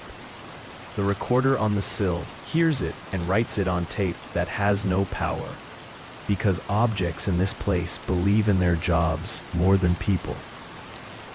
The intercom answers with the voice that is older than this building is willing to admit. Thank you, Officer Vale, and then adds a word that the system has not used on me before. Rest. Rest. The rain does its practiced work, not outside, inside. The monitors pixel and smear, me in advance dissolving into me now, and then into no one. The ledger lowers its own rain slider, because it deserves to, and it writes the last line in a handwriting that is mine, even when the font is pretending. Patient 47D, identity Marcus Vale, occupation, security, disposition, within. I close my eyes, which is different from sleeping. I do not push the ECT button. I do not call for sedation. I let the rain draw the outline of a man who is at work and at rest in the same body. Somewhere, a door locks from the inside, which is sometimes the safest way to keep a thing open. When I open my eyes, I am in the bed, straps easy, badge warm, bracelet plastic and honest. The clock on the radio is 23:17 again, for the last time or for always. I say into the room, into the intercom, into the recorder that does not need power, into the monitors that are teaching me my own steps, into the ledger that is shutting itself with a soft, papery breath. What are you doing if the only patient is you, forgotten, and the answer is the sound of rain saying, copy. Story 5. The Blackout Journals. What are you doing if the only evidence of your next move is written by a hand that is not remembering its own ink? My name is Dr. Elena Voss, and I have been practicing neurology for 12 years in a clinic that is wedged between a pawn shop and a bar that never empties. Patients come with puzzles, and I am the one who assembles the edges first. But Elias Reed arrived like a storm that is carrying its own quiet. Admitted under my care 3 weeks ago after a car accident that is leaving him with dense retrograde amnesia. No family, no ID beyond a wallet with cash and a library card. No memory of anything before the crash. He is polite, 40-ish, with a face that is handsome in a worn way, like a book spine that is read too often. His scans show hippocampal scarring, nothing surgical, just the brain's way of saying it is choosing what to keep. We are working on reconstruction, piecing his life from fragments, but Elias has these blackouts, not seizures, more like absences where he is slipping into a fugue and emerging with pages. He writes during them, journals that are detailed, coherent, but they are describing events that have not happened. Crimes in a city that is not quite ours. With victims he is naming like old friends. Predictive dissociation. I am calling it in my notes, because medicine needs labels. Privately, I am thinking of it as a confession waiting for its crime. The first journal appeared after a routine blackout in his hospital room. The kind that is lasting 20 minutes. No convulsions, just a stare and then a scribble on whatever paper is near. Nurses found him at the desk, pen down. Pages filled, and he is blinking like he is surfacing from a nap. "Did I miss something, doctor?" he asks with that easy smile. I read the entry later, alone, and my pulse decides it is a metronome set too fast. The omniscient ledger of blacked out words is speaking now, pulling from pages that smell of fresh graphite, as if the hand is pressing hard to make the story real. Entry 1. Blackout at 14:47. Lighting is low in the warehouse on Pier 17. Rain drumming like impatient knuckles. She is named Clara, mid-30s, works accounts at the shipping firm, always wears that silver locket with the engraved C. I am watching from the catwalk, rope coiled neat, gloves thin as second skin, The blackout hits the grid at 22 o'clock. Her shift ending, lights die, and I am moving, shadow to shadow. Her breath quickens when the dark swallows the exit signs. She fumbles for her phone, but signal is jammed like I plan it. The rope slips over her wrists, precise. No struggle, because surprise is a better gag. I whisper, "This is for the ledger, Clara," and she freezes. Knows the voice from somewhere she can't place. Drag her to the loading bay. Water black below, and the drop is clean. Body vanishing with a sound like a secret gulped. Lights flicker back at 22:06. I am gone. Journal this for the record. What are you doing if the crime is written before the hand moves? I finished reading and set the page down with hands that are not trembling, but are considering it. Elias is in group therapy now, laughing at a joke about forgetting anniversaries. No malice in him, no shadow. But Clara, the name, it nags, because 2 days later I am checking news feeds, and there is no warehouse murder on Pier 17. No body in the bay. Nothing predictive, I tell myself, or delusion. But the detail is surgical. The rope, the jammed signal, like a blueprint for something waiting. I prescribe lamotrigine to stabilize. Order another EEG, but the blackouts persist. Twice a week. And each time a new entry arrives. Crisp, unforgiving. Yesterday's session. I confront him gently. Elias, these writings, do they feel like memories to you? He tilts his head, eyes clear. Memories? No. Doctor, more like stories I am borrowing. True scary stories, maybe. The kind you tell to keep the dark interesting. He laughs, but I am not. Because that night I dream of a warehouse and wake with salt on my lips. Another blackout hits during his afternoon nap. Monitors beeping steady. But his hand moves across the notebook we provide. Pages filling without a glance. When he stirs, he hands it over like homework. Guess I nodded off again. Anything good? I read it in my office, door locked, because this one names a time too close, tonight. The ledger unfolds its second confession. Words etched as if the pen is carving bone. Entry 2, blackout at 15:12. Corner of Elm and 5th. Blackout scheduled for 2030. City grid test, they called it in the papers. But I know better.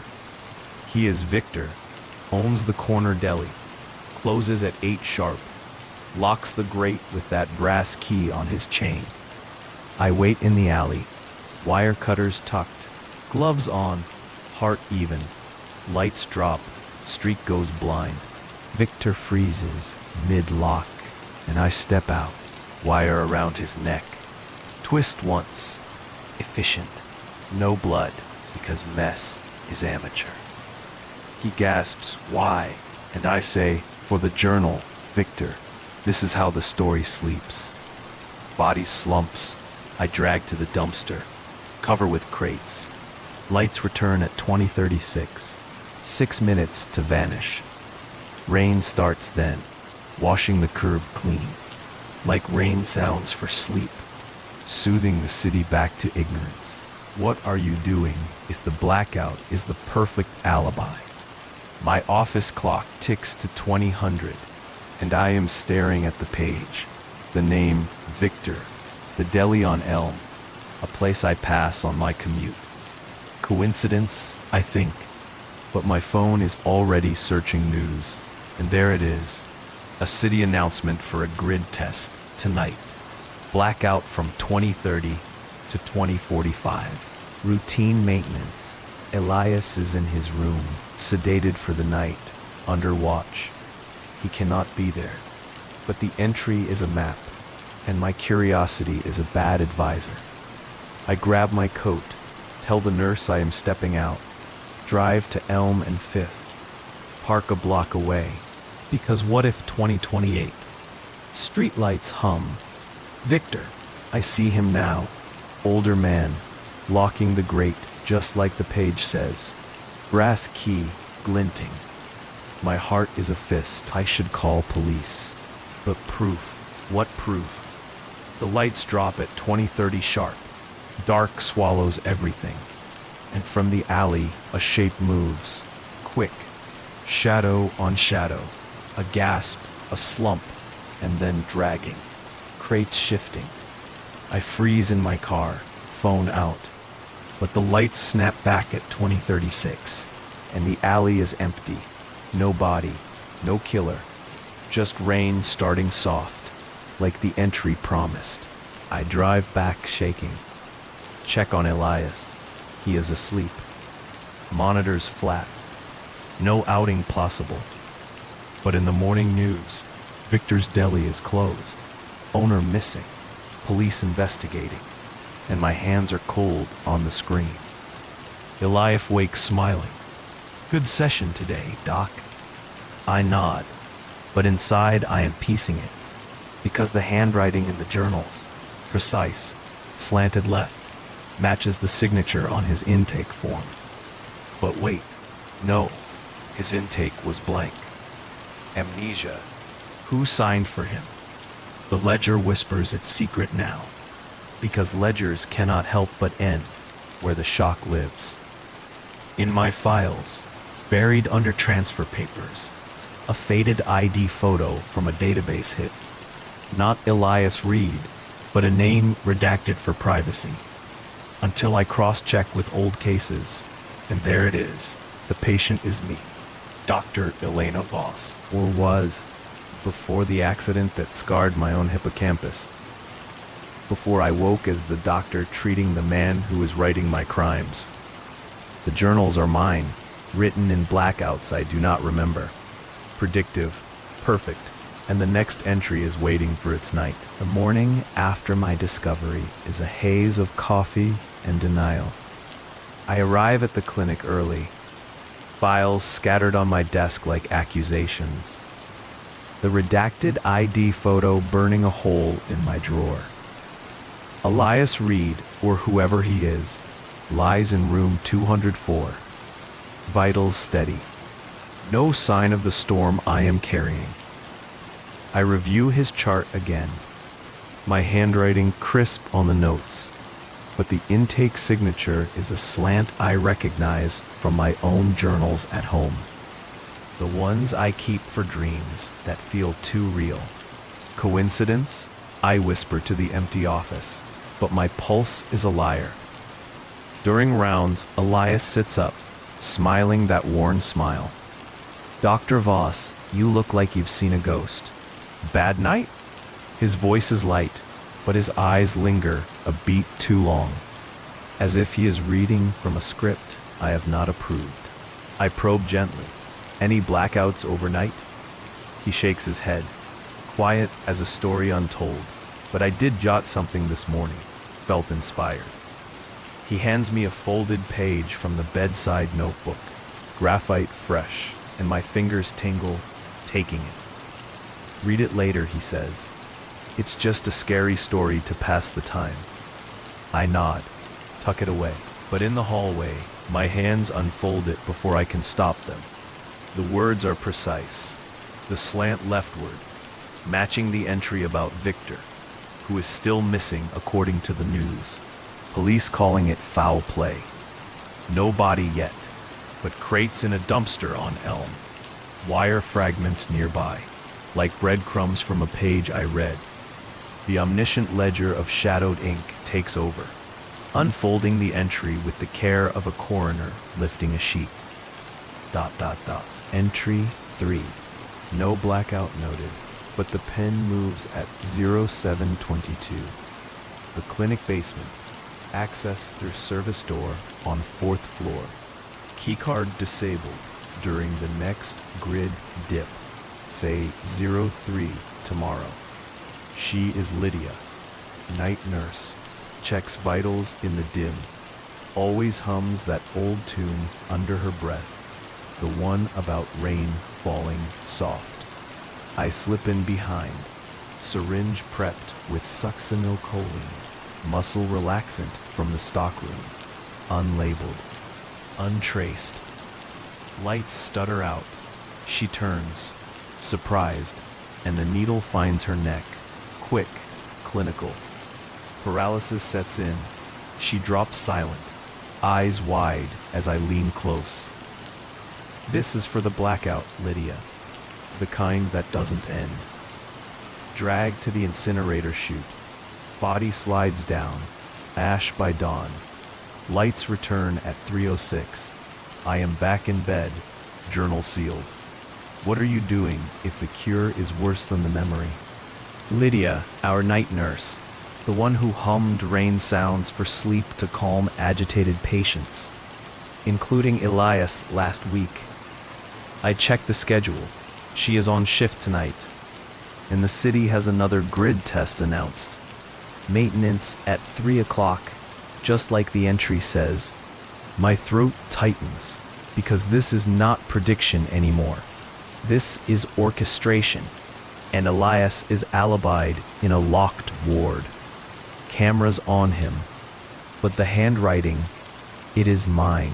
The loops on the L, the sharp cross on the T, from years of charting notes. I pull my personal journal from my bag, compare, identical, and a chill traces my spine. I confront him that afternoon, room dimmed for his headache. Elias, this entry, dot. Lydia, the basement. It feels personal. Do you know her? He tilts his head, amused. Personal. It's just a tale, doctor. Like those true scary stories you hear on late nights. But if it bothers you, burn it. Memories are fragile that way. His words pluck a string in me. A half-remembered blackout of my own, weeks ago. Waking with ink on my fingers. No recall. I leave, unsettled, and call the police anonymously. Tip about Victor. But they brush it off. No evidence. That night, I cannot sleep, so I drive back to the clinic. Park in the shadows. Watch the service door. 02:58.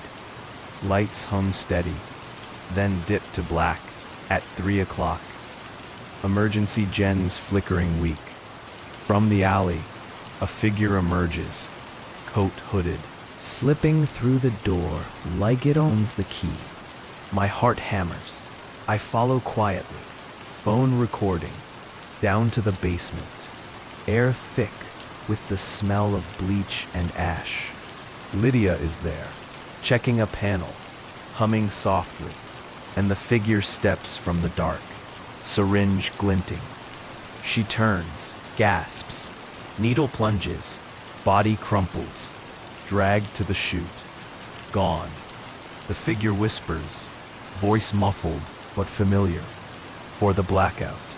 Lights snap back at 03:06, and the killer vanishes up the stairs. But in the red emergency glow, I catch a reflection in the panel glass. My own face, hooded, eyes wide, with a recognition that fractures everything. Back in my car, shaking, I check the clinic cameras remotely. Elias asleep the whole time. No movement, but my own access log shows a key card swipe at 2:59. Mine. Timestamped. Impossible. Because I was outside. Or was I? The journal entry predicted it. And now Lydia is missing. Chute warm with recent use. And my hands smell of graphite. A fresh page in my pocket. I do not remember writing. The ledger holds back its final whisper for now. But it notes the slant, the ink, The way the doctor's steps are tracing the patient's words, circle tightening, identity bleeding like a vein left open. The clinic hums under fluorescent lights that feel accusatory this morning. Each buzz a small interrogation. I, Dr. Elena Voss, sit at my desk with hands that are still carrying the graphite scent from a page I do not remember touching. Lydia's disappearance is headline quiet. A missing persons alert buried in local news. No body found, but the incinerator chute in the basement is sealed off now. Police tape flapping like a warning flag. They questioned staff, including me, and I answered with practiced calm. She was reliable, hummed rain sounds for sleep to soothe the patients. No issues. But inside, my mind is a storm cellar with doors I cannot lock.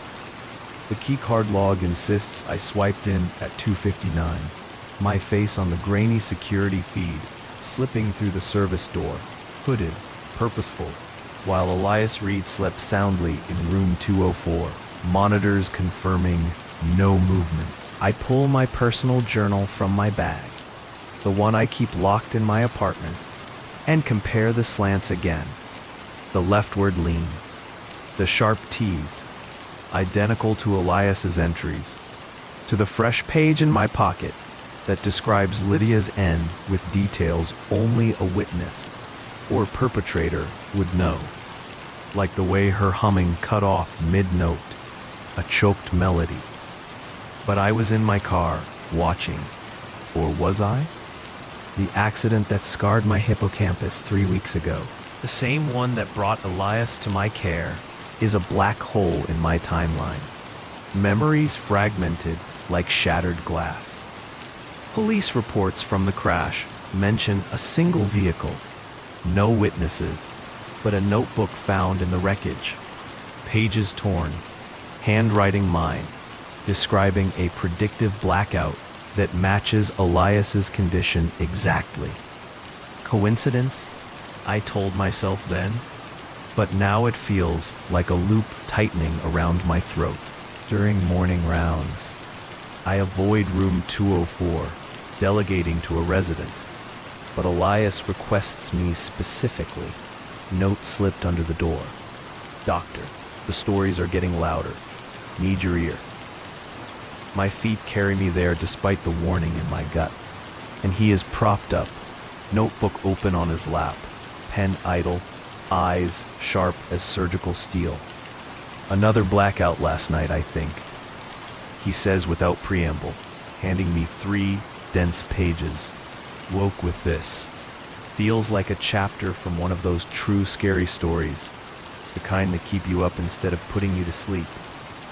His smile is easy, but his gaze tracks my hands as I take the papers, as if he knows the tremor I am hiding.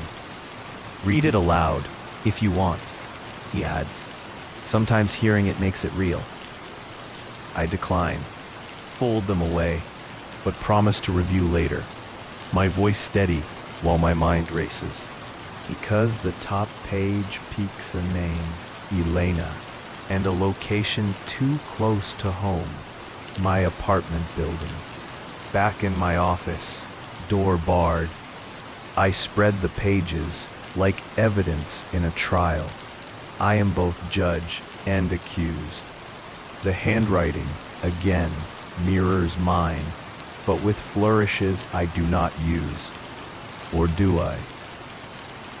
In blackouts, perhaps, I've been having them too, subtle ones, waking with gaps, ink stains, but I attributed it to stress, post-accident fog. Now, reading this, doubt creeps like shadows, lengthening at dusk. The omniscient ledger of eclipsed thoughts emerges, its voice detached, clinical, recounting the entry as if dictate from a void. Words pressed deep into the paper, ink bleeding faintly at the edges. Entry 4, blackout at 23:41, or so the clock claims when eyes open. The apartment on Willow Lane, third floor. Key under the mat because habits die slow. She is Elena, neurologist. Lives alone with files stacked like unfinished puzzles. Always checks the lock twice before bed. Hums to herself in the kitchen. A tune like distant thunder. Grid outage hits at 01:15. Unannounced this time. Plunging the block into black. No moon to cheat the dark. I enter through the fire escape. Window latch weak from years of neglect. Gloves on. Stepped silent as a held breath. She stirs in sleep, but the chloroform rag is quicker. Pressed gentle, effective. Her body limp. Eyes fluttering under lids like trapped moths. Bind wrists with zip ties from her own drawer. Precise. No marks. Whisper close. This is the journal's turn. Elena, the scary story you've been treating. Carry her to the balcony. 3 stories down to concrete, but wait. Stage it as a fall. Blackout accident. Note left in her hand. What are you doing if the patient is the doctor? Forgotten. Lights restore at 01:21. 6 minutes to erase. Rain following. Washing tracks like a lullaby. Rain sounds for sleep, masking the drop. Journal this as the pivot, the circle closing. What are you doing if the blackout is your own alibi? The room spins. My apartment. Willow Lane. 3rd floor. Key under the mat. Details only I know.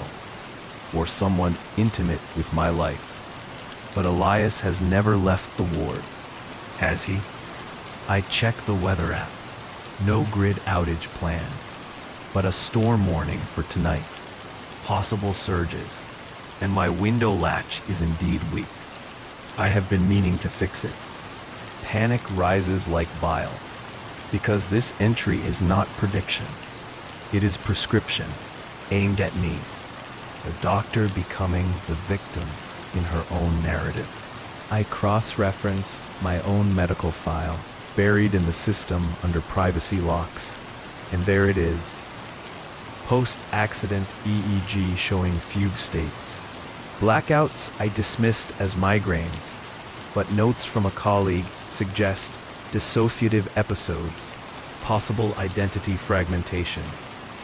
Fragmentation like Elias's amnesia, like the crash that fused our paths, or created them. Trembling, I expand my search, digging into old databases, pre-accident records, and uncover a redacted case from 2 years ago, a patient named E. Reed, treated for predictive dissociation. Journals describing crimes that later occurred. Doctor in charge, me. But the file ends abruptly. Transfer to self-care. Self-care, a euphemism for release. But the photo attached is grainy. Face obscured, yet the build. So, the posture echoes Elias, or me in a bad light. A deeper dive reveals traffic cam footage from the crash night. My car veering alone, but a shadow in the passenger seat. Blurred, impossible, and a notebook visible on the dash, open to a page that looks like entry 1. I confront Elias again that evening. Storm clouds gathering outside, rain tapping like impatient code. This entry, it's about me, I say, voice cracking, holding the pages up. How do you know these details? My home, my habits. He leans back, expression softening to something like pity. Doctor, maybe it's not me writing them.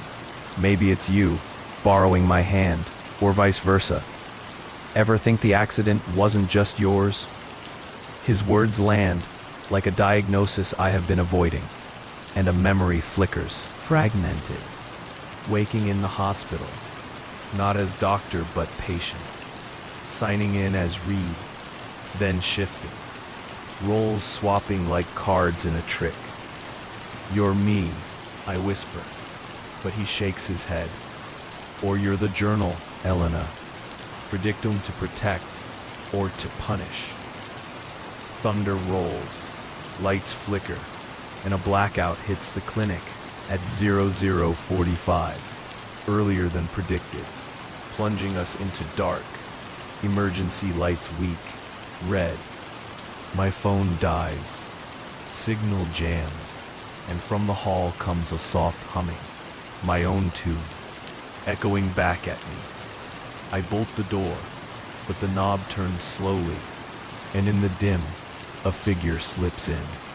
Hooded, syringe ready, face a mirror of mine, eyes wide with the same fractured recognition. For the ledger, she whispers, I whisper, and the needle pricks, world fading to black.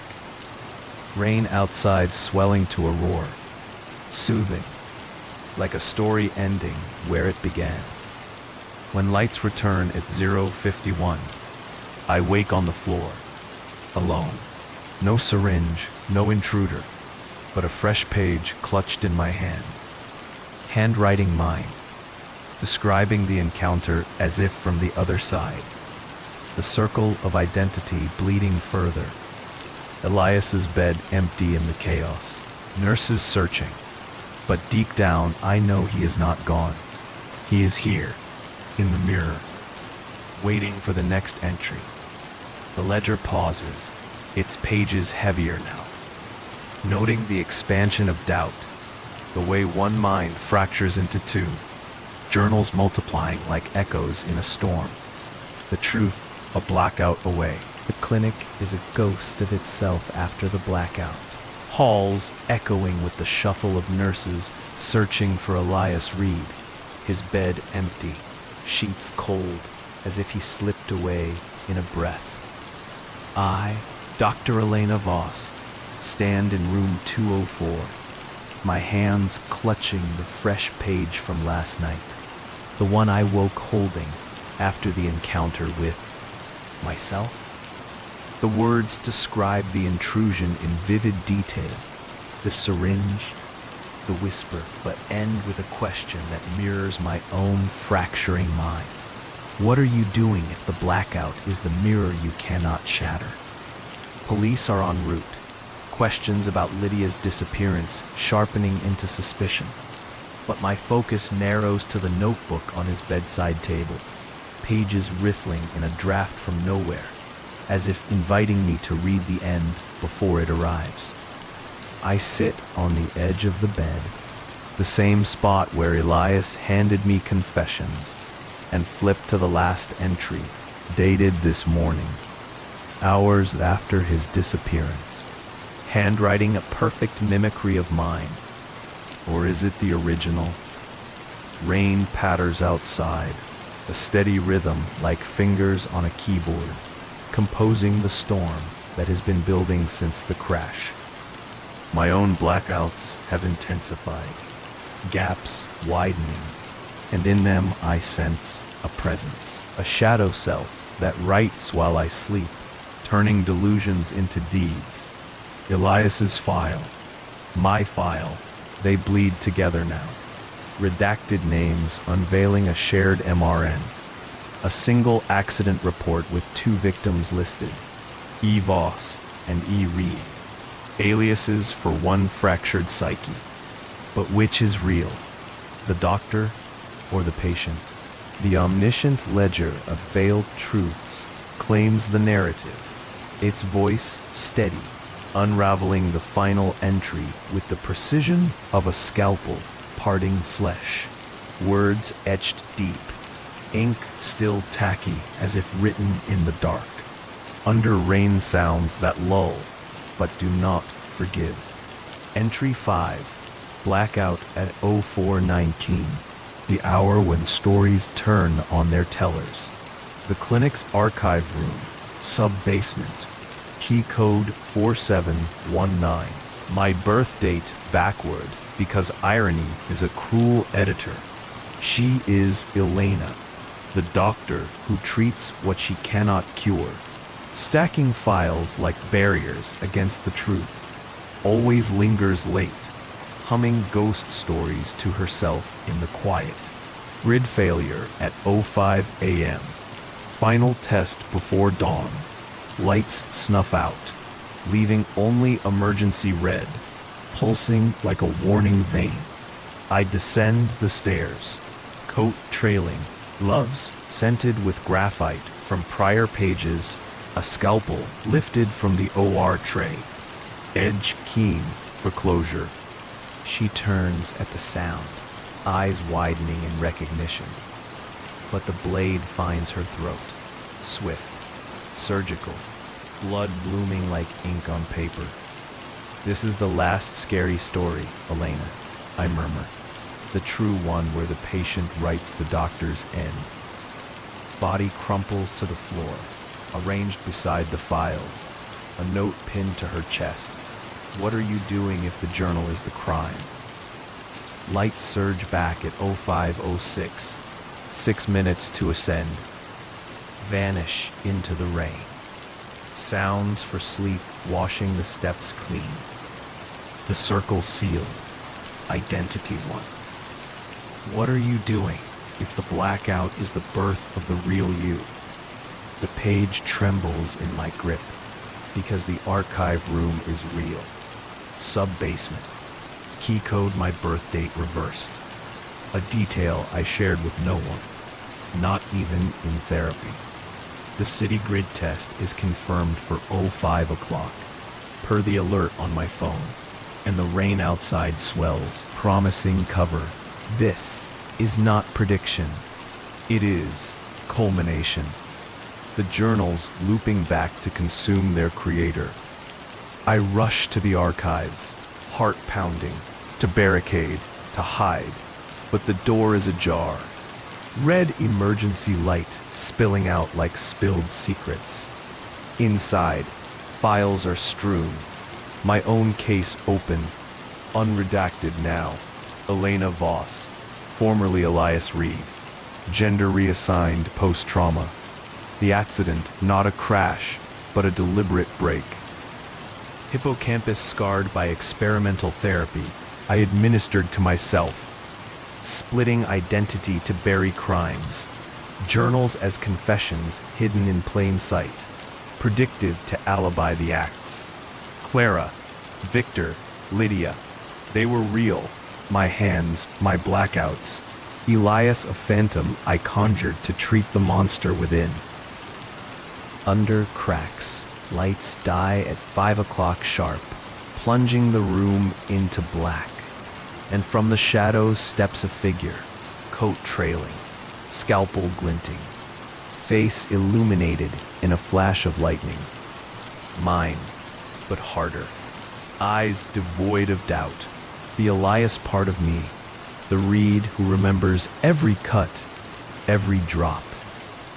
You've been treating the wrong patient, doctor, she says, voice a blend of ours.